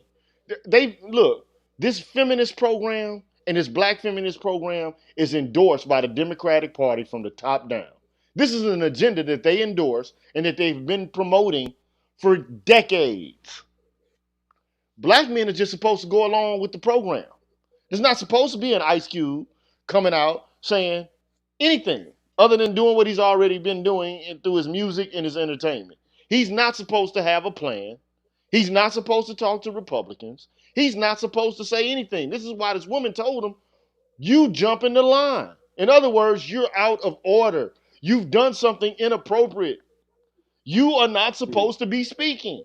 You are not supposed to have the voice, sir. It's us who are supposed to have the voice. It's us who've been primed for power. You're supposed to just follow our lead and we're going to get you to the promised land. Yeah. This is Give me your absolute. And look, platform. bruh, at the end of the day, these people have already established what the program is and how they're going to get whatever they feel is going to get done, how they're going to get it done, and it's going to come through them. Nobody else can barter. Nobody else can broker. Nobody else is going to be part of the exchange. They're going to be the ones who are part of the exchange. They're going to be the ones who are the leaders. Now, look, I don't have a problem with black women leading, particularly, and I'm going to talk about this tomorrow. Because, look, tomorrow I'm going to talk about my view of politics and my view of democracy, okay? 7 p.m. But at no point, in my view, can you tell somebody that they're jumping the line as it pertains to democracy? There's no such thing as jumping the line in democracy. All there is an exchange of ideas, and everyone has to have access and the capacity to influence the debate at all times. That's just a norm associated with democracy itself. Otherwise, Yeah. what you have is a dictatorship or a fucking aristocracy. Right now, not only do we have a gynocracy, we have a gynocratic aristocracy. That's a new term I just brought out and put the shit out there. Mm. We have a gynocratic aristocracy Mm. with black lesbian feminists at the head of the motherfucker, and they're going to tell everybody what the fuck needs to be done, how it ought to be done. And if you're not part of their program, you need to sit back and be quiet.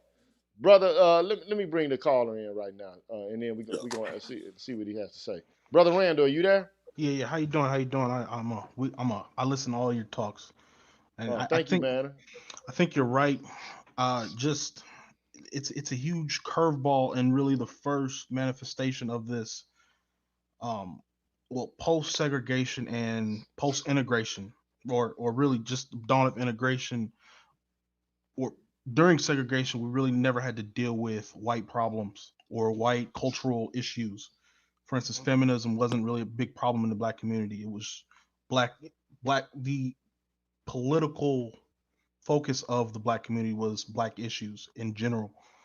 And I think post integration, we've lost that black collective political unity. And so now we are stuck fighting these white issues like just feminism in general. And Well, it well, thank you, my brother. I appreciate your contribution, man. I'm gonna have to chime you out. Thank you for making a contribution, my brother. Randall, my brother Randall made a comment, man. Saying, what do you think about it? Well, the thing is, Randall, is that even within the civil rights movement at that time, there was already a split. Like if BGS is still there, he can correct me if I'm wrong. So so there was already a split. So when you talk about feminism, right? Feminism came into play, from my understanding, to draw away from the civil rights movement. So feminism, and then a lot of the far left stuff of the LGBTQ, the sexual revolution, and all of these things, to my understanding of it, was that the government relied on these movements to move away from having to to seriously address the civil rights issues or of African Americans. And then when you get into things like desegregation were just more or less of positive gestures used for geopolitics at the time. Because remember, you're fighting the Vietnam War, and then you got Russia and everybody pointing fingers at America saying, hey, how could you be about freedom when obviously, you have people that you deal with as, fourth or fifth class citizens. Right. Right. So, so the issue is, and like I said, if, for Brother Randall, the problem was that, again, I guess, taking a Star Wars reference, right? This was always kind of like the Sith, the Sith operating in the shadows, so to speak, against the Jedi Order. So for me, that's as I understand history, was that sexual politics was a was a problem even during civil rights movement. Right. So we got a bunch of weirdos coming in, man, from all over the place, man, who've never been on the channel or the platform before. And look, let me just say this, man. At the end of the day, bro, black people have been through slavery. We've been through Jim Crow. We've been through ghettoization. We've been through mass incarceration, and now we're at a point where there is a certain segment of the population who's told that they're unfit to lead because the very idea that they would want to lead would somehow have something to do with patriarchy. Man, that's just a way to make you not have the disposition to feel that you ought to be at the forefront or at the helm of the ship. Bottom line, like we already know, our fraternity is about leadership, is it not? Yes, it So is. you mean to tell us we don't have the aptitude to lead because the extent to which we desire to lead is the extent to which we desire to be patriarchal, which in and of itself is categorically oppressive. That's bullshit to me, man. Look, let me Yeah. just say this. And it's a sister who said this, man. Nyota Uhura. She's been on my show before. And this is what she said. And then I'm going to close out. Not close out, but I'm going to go to a break. Then we're going to come in and close out. This is what she says, man. Black men wanting to lead is not patriarchy, it's human nature. They're no different than any other group, even black women. So white men can lead in question mark, no problem. And judging from this election, they can be corrupt, racist, bigoted, serial sex abusers. The list goes on. White women can lead, question mark, no problem. Despite them throwing sisters under the bus time and time again. Black women can lead, question mark. Despite throwing the black collective under the bus in their quest for power for themselves, not the black collective. Then she says, finally, black men say, F all that. It's a problem. For who? And that's how she leaves it. In other words, everybody can be in a position to argue that they want to have power or that they want to be at the helm of the ship. And everybody can sense that everybody from every other demographic can be at the helm of the ship, except for that boogeyman, the black man. Mm. We can't have power. We're regressive. We're dusty, crusty. We're the white people or black people. We have no right to be there at the helm of the ship. I want to thank you, Randall, for becoming a new member of the Green Gorilla channel. Thank you so much, sir, for becoming a member. I appreciate that. Also, before I proceed to the break, I want to give a shout out to people who've hit me up on the who've hit me up through the Cash App, and sometimes it's kind of difficult for me to keep keep up with what's going on there. I want to give I think it's WPR1 Watkins Pierre. Thank you so much for your donation, kind sir. I really appreciate it. I really do. Thank you so much, sir. And also Tristan Stiled, I want to thank you for your donation also. Thank you so much, sir. I appreciate it, man. You keep me going and you make life easier, brother. I appreciate that. And so I'm gonna go to a break. We're gonna come back, and then when we come back, we're gonna close out. All right, y'all.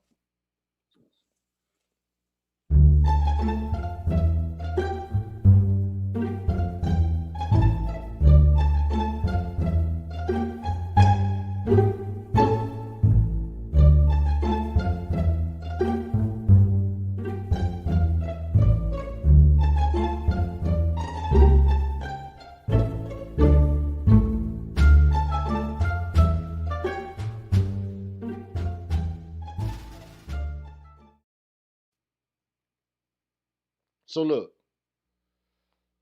I'm the G with a PhD. You're tuned in to the Green Gorilla channel. This is the place where black men can express themselves freely, straight up, no chaser. If you strayed in here and you don't know what the channel is about, it's about black men talking about politics, talking about their lives on their own terms. If you don't want to be here, this is not your cup of tea. Exit stage left. See you when I see you. Bye bye. Holla at you. Rap to you. Having said that, so at the end of the day, man, we got somebody in here who just basically said this. Even as a biracial man, he's noticed that black men measure their manhood by everything white men have. It's hard to follow men with that type of mentality, to be honest. Then she goes on to say, here in Cali, we've heard adult black men brag about their children having features and characteristics of white more than black. How can men with that mindset be the leaders of the black community? They don't prioritize their own. And look, let me just say this, right? At the end of the day, man, there are black men who date white women, and it is what it is. But there are black women who date white men too. I mean, the proof of it is in your vice presidential candidate.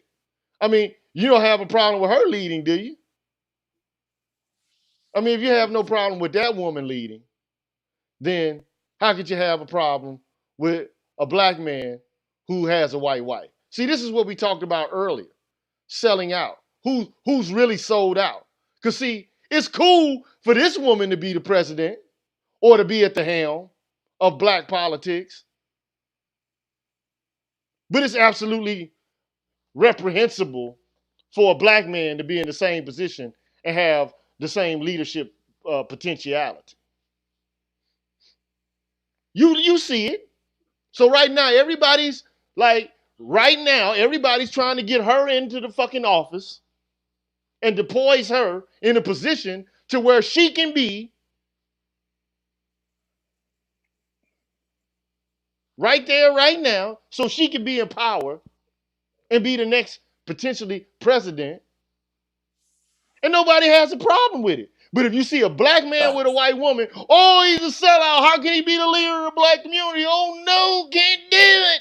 He can't do it. So explain it to me, man.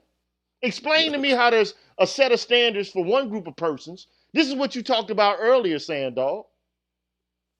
Yes. The onus is always on black men.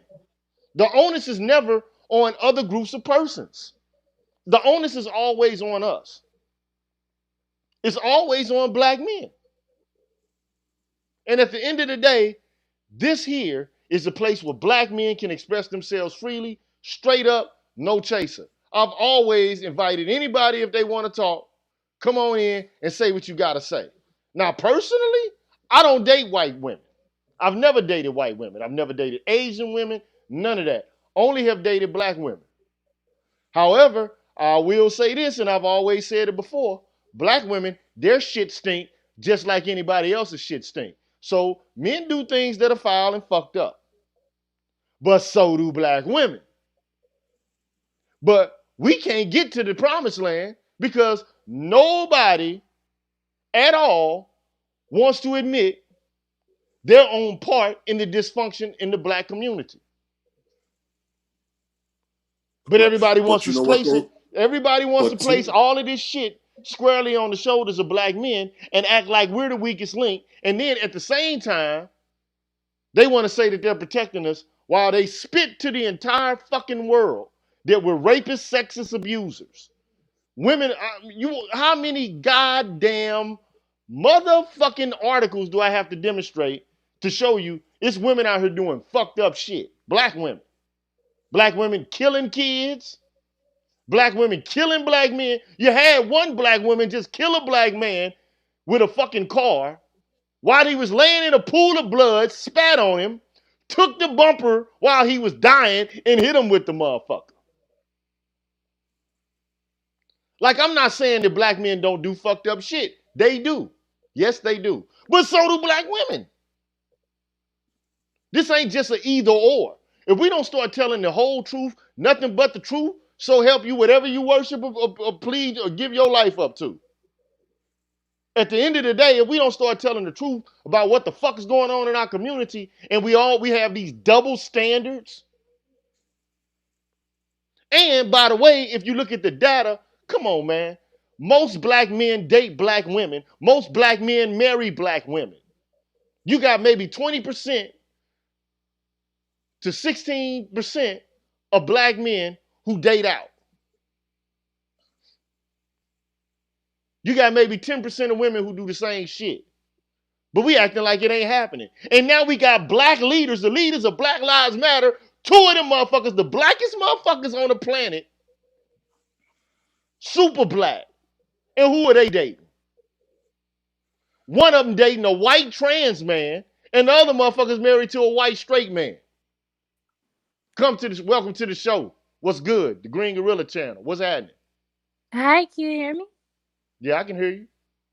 Nice. I like the conversation. I hear what you're saying, but I'm gonna just tell you, like, I agree. Black men should be the leaders, but a lot of black men they just put themselves in a position to where it's like, how can black women realistically follow them? You know what I mean? No, I don't know what you mean. Okay, so let me tell you, here in California, and I know this is not just in California because I've talked to people in multiple states, a lot of black men, like you said, the vast majority of black men are with black women. I get it. But the vast majority of black men who are substantial, well off, all these things, a lot of them are basing their success in whiteness. So it's like, what are you trying to follow? You're not really here for your people. You're not really like taking a stand for your own. Look at Hispanics. Hispanics, they come over here at the bottom and they don't prioritize nobody but their own. That's why they're the leaders of their own. Black men, they don't do that. They made it a point to, okay, if I get to a level of success, I'm handing it back to whiteness. So it's like, how But can you you hold on, even wait, ask wait, wait, wait, black wait. women? Slow up, slow up. Hold on. Hand it back to whiteness how? Like you keep Let me tell saying, you. hand it. Wait a minute. I need a distinct and a concise explication of what you mean by hand it back to white men. Like what No, do you mean by that? Hand no, it to white men how? Or no, no, white no, people how? not to white men. I said to whiteness. Okay, Like to whiteness how? What does you're handing it handing to it. whiteness mean? What does that mean? Okay, let me tell you. Be I'm gonna tell you precise right and now. concise. Okay, I'm gonna let you know right now. The vast majority of industries that black men lead in that are making substantial amount of money. I'm talking what, baseball, basketball. I'm talking about the things where you have black male millionaires. You have white women and you have white people who are getting that money. They're not putting a dime back into their own people at all. Hold on, wait a Do you minute. get Wait, what I'm okay, hold saying? on. Let me slow you up. Let me stop. You mean like LeBron James? Yes, but not only Hold LeBron on, wait a James. minute. I'm You mean talking. like people like him? You mean like so? You mean like a person like LeBron James don't give back to the black community? You mean that guy? Okay, He's LeBron an James entertainer. is a One of the minority. hey, wait a minute. He's the minority. What Yeah, about Marshawn Lynch? minority. I'm What from about Snoop Dogg? California. What I'm about from Snoop Dogg? What about Sir. Ti? I'm from What about? California. Hold on, wait a minute. You talking Mhm. about celebrities and you're talking about entertainers. First of all, Mhm. they comprise how many people in the black community? These artists. I mean, they're probably less than 1% of 1% who you're talking about. You're talking about people like you talking about Ice Cube, an entertainer who is married to a black woman who has black children, who is the author of something called The Contract with Black America, who basically is using his platform as a means by which to improve the quality of the life of all black people from your state. But that's an example of a black man who's trying to do what for whiteness and how, giving what to whiteness. Also, I told you, you got Warwick Dunn, used to run for Tampa Bay. Okay, black man who's giving homes to black women. Over 100 of them. You got Two Chains, who for his birthday he might want a big booty hoe, but at the same time he giving money and providing furniture for black women in the hood, in the trap. And then the best you can say is black men are giving everything back to whiteness. Yes, they are. You're not Like even there's making no sense. You're not making sense. And what are black the women giving back to? the How they people giving that back to you name. blackness? Okay, Hmm? but okay, and I'm glad you brought that up because let's look at black women and black men. When we seen black women get some money, you seen them put it back into their community. You seen black women group and organize and get the little money they had to get a scholarship for a young black woman, a young black man. We've seen that several times. On the other hand, even in this space of YouTube, you have all these black men who are making money saying, I would never be with a black woman. I would never give back to the black community. That's not the people that you name, that's about five people compared to millions of black men who are not doing nothing for their people. And then you expect to be the leader. It's like you shouldn't expect that. You shouldn't even ask So for I should that. expect for you to lead the community? You should No, lead it? not at all. What are your Not at qualifications all. and your credentials? What job do you work at? And what do you do? How many scholarship funds have you prepared? What have you done? I mean, like I belong to a fraternal organization and we give out scholarships chapter wise, district wise, and national wise every year. And I it's an respect it. organization run by black men. I mean, the very idea that black women are doing things and black men are not doing anything to improve the quality of the neighborhoods that we live in, it's just absolutely farcical. It makes no sense whatsoever. And I've just given you a list because you made reference to people in the entertainment world and you said that these men are giving back to whiteness. There may be a few men in the entertainment world who are swirlers and who date white women, but the vast majority of black men in bulk, in general, date and marry black women. Bottom Sir, line, I that's just the disagree. facts. That's the data. We can talk about personal anecdotes, but I'm giving Mm-hmm. you examples exactly of what you said did not exist. No, Now, no, I'm not you're right. asking, I look, at the end of the disagree. The day, men. Mm-hmm. at the end of the day, here's the deal. A lot of you all, a lot of black women feel like they know it all. You feel like you got it all figured out. You feel like black men have no leadership qualities commensurate with that, which should be observed as worthy of following. But every turn, every little movement that's made, like take Ice Cube for example. Here's a man Mm-hmm. who came up with a plan from your state. He's been Right. all over talking about it. He talks about it with Donald Trump's administration or people from his staff. And then the next thing you know, he's doing a damn circuit tour where you got people on the left, black men and women, critiquing him, telling him that he's jumping the line. What's in it for me? Why? Even though he's talking about the entirety of black people, you got what? Vivica Fox and Selena arguing, well, what's in it for black women? What's in it for black women? Now, we already know at the end of the day, we've been through slavery, we've been through Jim Crow, we've been through ghettoization, and we've been through mass incarceration. And we still thriving out here. Now, a lot of us are doing bad, but a lot of us are thriving out here. And trying to start black families and having successful black families. I have a whole bunch of partners that have black wives. I don't know, personally, I don't have a partner that has a white wife. I've never had a partner that's got a white wife. I don't have any. And I got a lot of partners that's married. Okay?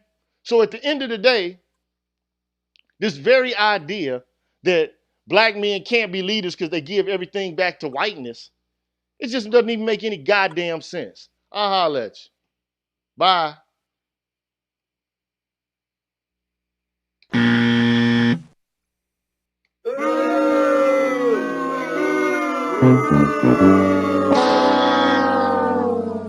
At the end of the day, black men are not perfect, but neither are black women. The very idea that black men are giving everything that they get back to whiteness, what does that even mean? You mean giving them to white women? Giving things to who? Giving them to who? I just gave you a laundry list of black men who've given things back to black women in the entertainment industry and in the sports industry. Constantly giving back. But at the same time, I'm being told, well, we give it to whiteness. Look, here's the deal, man. This is America, where people are told that life is a game and money is how you keep score. Period. And it just so happens that there are a large amount of black men who are taking their money and their resources and they're using them to the best of their ability to improve the quality of life for black men and women. Because black men typically don't tend to have a unique, a disparate, and a self-interested politics. They're trying to look out for everybody. They're still working and operating with this mythic idea that there is such a thing as the black community. Wait till we change our minds. Wait till we develop our own agenda. Wait till we say, if you don't want to play ball, fuck you. It's a free world. You can do whatever you want to do. Holla at you. Because we're not yes men over here. We're not the type of men who basically oscillate and equivocate and do these and make these kind of motions. Not only will I do it for you,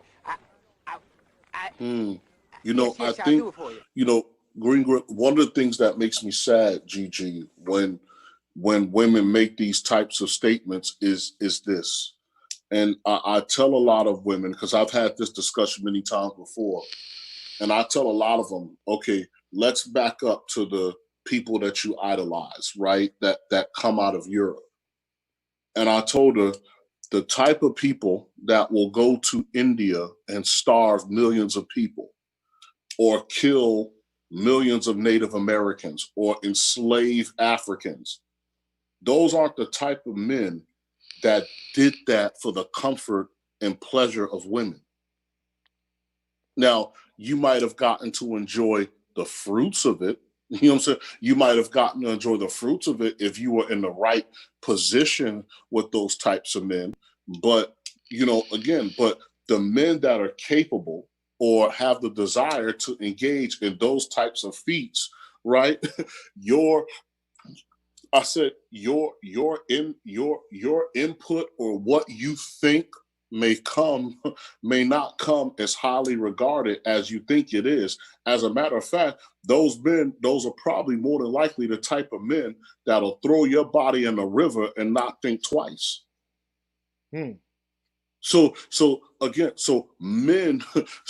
man with the thirst for conquest will not be beholden to the whims of a woman.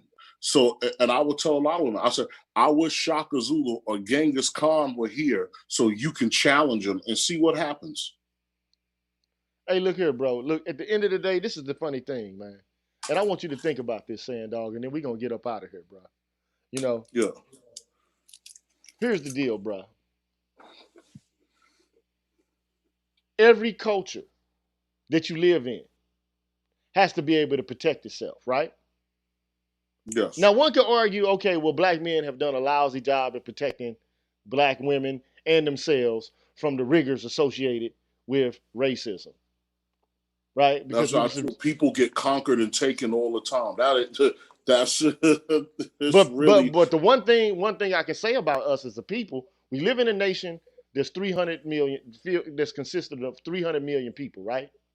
Yeah. We're 40 million strong. Now, that's a large amount of people that didn't die but multiplied. Right or wrong? Yes. Okay? Right. So therefore, we ain't going nowhere now. The political situation has changed. But shit can get different in the blink of an eye. Do you feel me? Yes. Now, what if some shit go down and there's another civil war in this motherfucker? Who you gonna call on then? What, you gonna run up to the white massa? Because he already don't give a fuck about you. I'm just trying to keep it 100 now. You can talk about who gonna lead. Look, at the end of the day, the world is filled with people, man, full of force and fraud, bro. This is the game, man. Force and fraud. Now, we think that this situation we're in is permanent. This is just another society that's come to the fore, and we're in the middle of it right now. We've been subjected to debasement within the context of it. However, we don't have to stay there. We don't have to stay there. And at some point, we will get our shit together. But I'm not following around a bunch of people, man, who have a politics that are disingenuous, narcissistic and self-absorbed, and who tell us that we have no right to participate in the process of politics at all. If anybody tells me that, you know what I'm going to tell them? I wish I had Millie Jackson's Fifth Symphony here to play it, but I ain't got it at my fingertips. But you know what it is. You know what I'm saying? That at the end of the day. But I do have some hope for black women, because you know what? Guess what? Because I know somewhere deep down in my heart, I still love you.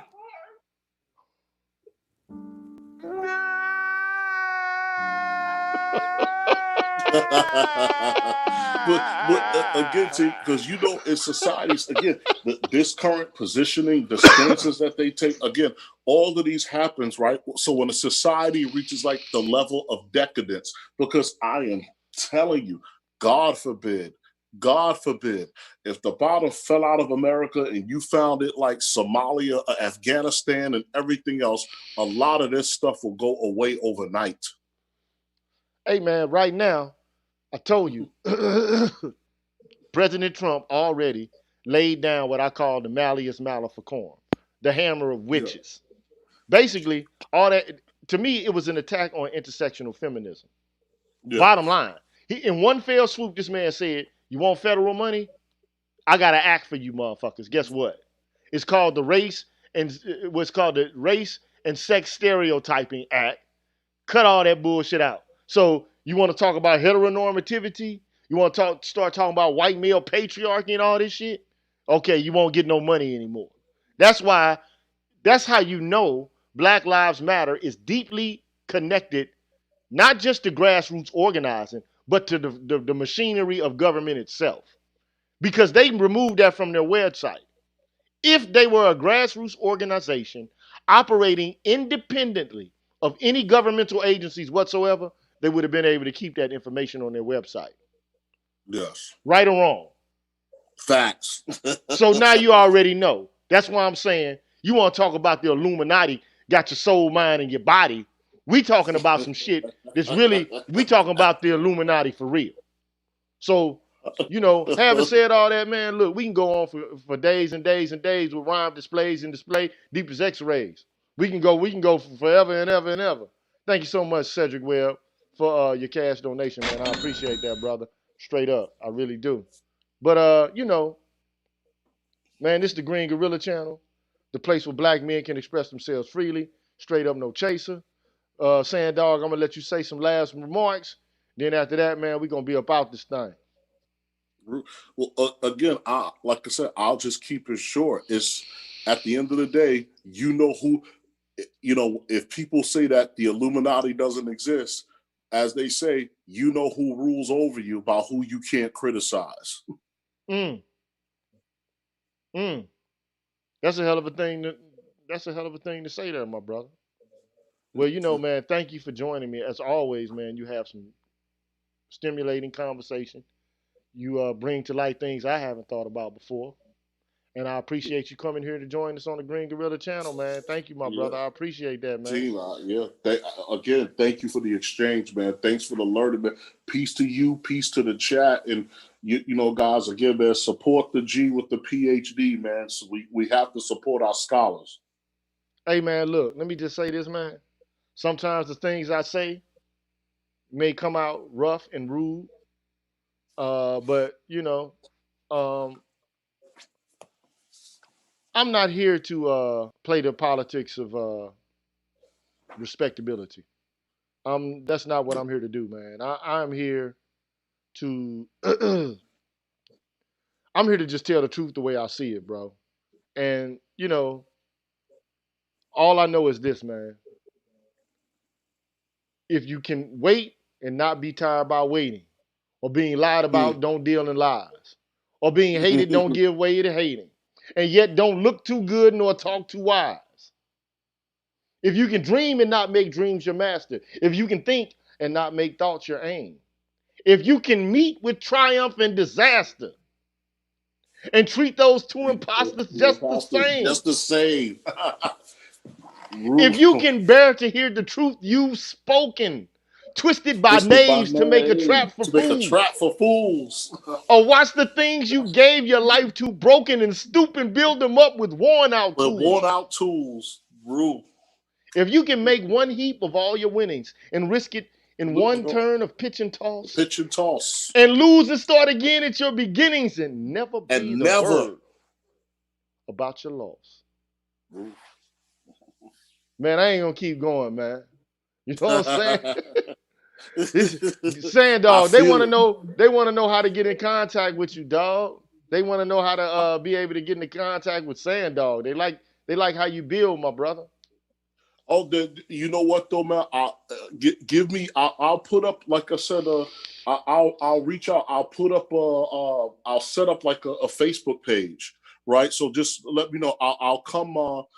If you tell the guys to come back later today, and I'll put up the Facebook. I'll put up the Facebook page in the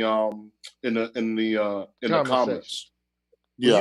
Well, they want to be able to get in contact with you, and they might want to hear from you, man. They might want to hear you develop a channel and provide some commentary in the same way that the GG is doing here, bro. So, rule. Rule. They need to hear your commentary, man. They like the productivity and the conversation you bring, man. So look, we don't have all the answers. We never said that we need to be the leaders to the extent to which we just running shit. That's not even what black men actually are wanting. You know what I'm saying? That's never what I've wanted. I never wanted to be like, I'm running it, bitch, because I'm running it. No. Yes. I want to have a team of people who I'm able to play ball with in life. That's all I've ever wanted. And I want to be able to have an impact over policy, especially if that policy is going to have an impact over my life. I'm not seeking to be the big kahuna. I'm like KRS-One.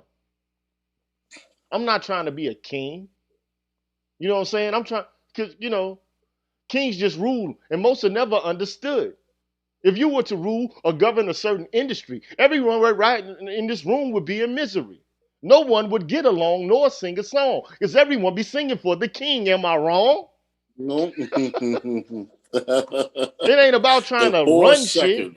It's about trying to build a team and having a group of people, man, who are like-minded and who understand that the world we live in is not a zero-sum game. If one group of people are winning, the other group of people are losing. Or they feel like you've gotten out of your turn because you even had the audacity to speak. All I can tell y'all is, black man, you are not needing a permission from any group of people to speak. The world is yours, just like it's everybody else's. Grab the motherfucker by the horns. Having said that, man, we about this thing, man.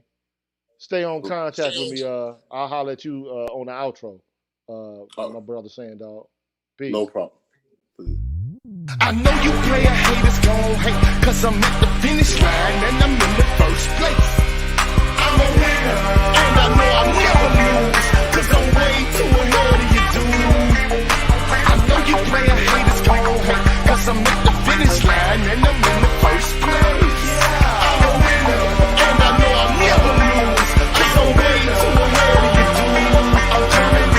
Okay, here I go. Guaranteed to be the leader of the race, come in first place. Put the pedal to the metal, let it burn, then I blow up in your face for the boom of the big bass. Turn around, nigga, buck face. Nigga turn up the track, nigga hurt with a burnt face. Fuck a nigga cause he gon' hate. Put some pimpin' in his cup, set him out for the date rate. I go, I blaze, throw grenades in the party till I'm clearing out the whole place. Who got that rock money loan? You can hear it in my tone that I own, you don't know me. Better run, nigga, bustle like a gun. Ain't a motherfucker nigga that can hold me. I'm tired of niggas sucking, find your bitch so she can blow me. Ain't nobody never cheat like the young boy, many bomb boys, and he hit like a donkey. And he roll with a convoy with them hot toys. If you really wanna get it jumpin'. I blow that monkey, that hairy back green gorilla. Take it through the nose, put it on my mind, I'm a beast like Michael Jackson Thriller. Your boys are tripping, I ain't hearing till you're speaking something. Don't do too much because your pussies always do it for me. Yeah, get it good, get it like I should. All the hating motherfuckers better keep it coming. Put them all in a barn, throw a bomb, and that motherfucker leave they body slumping. I know you player haters gon' hate, cause I'm at the finish line and I'm in the first place.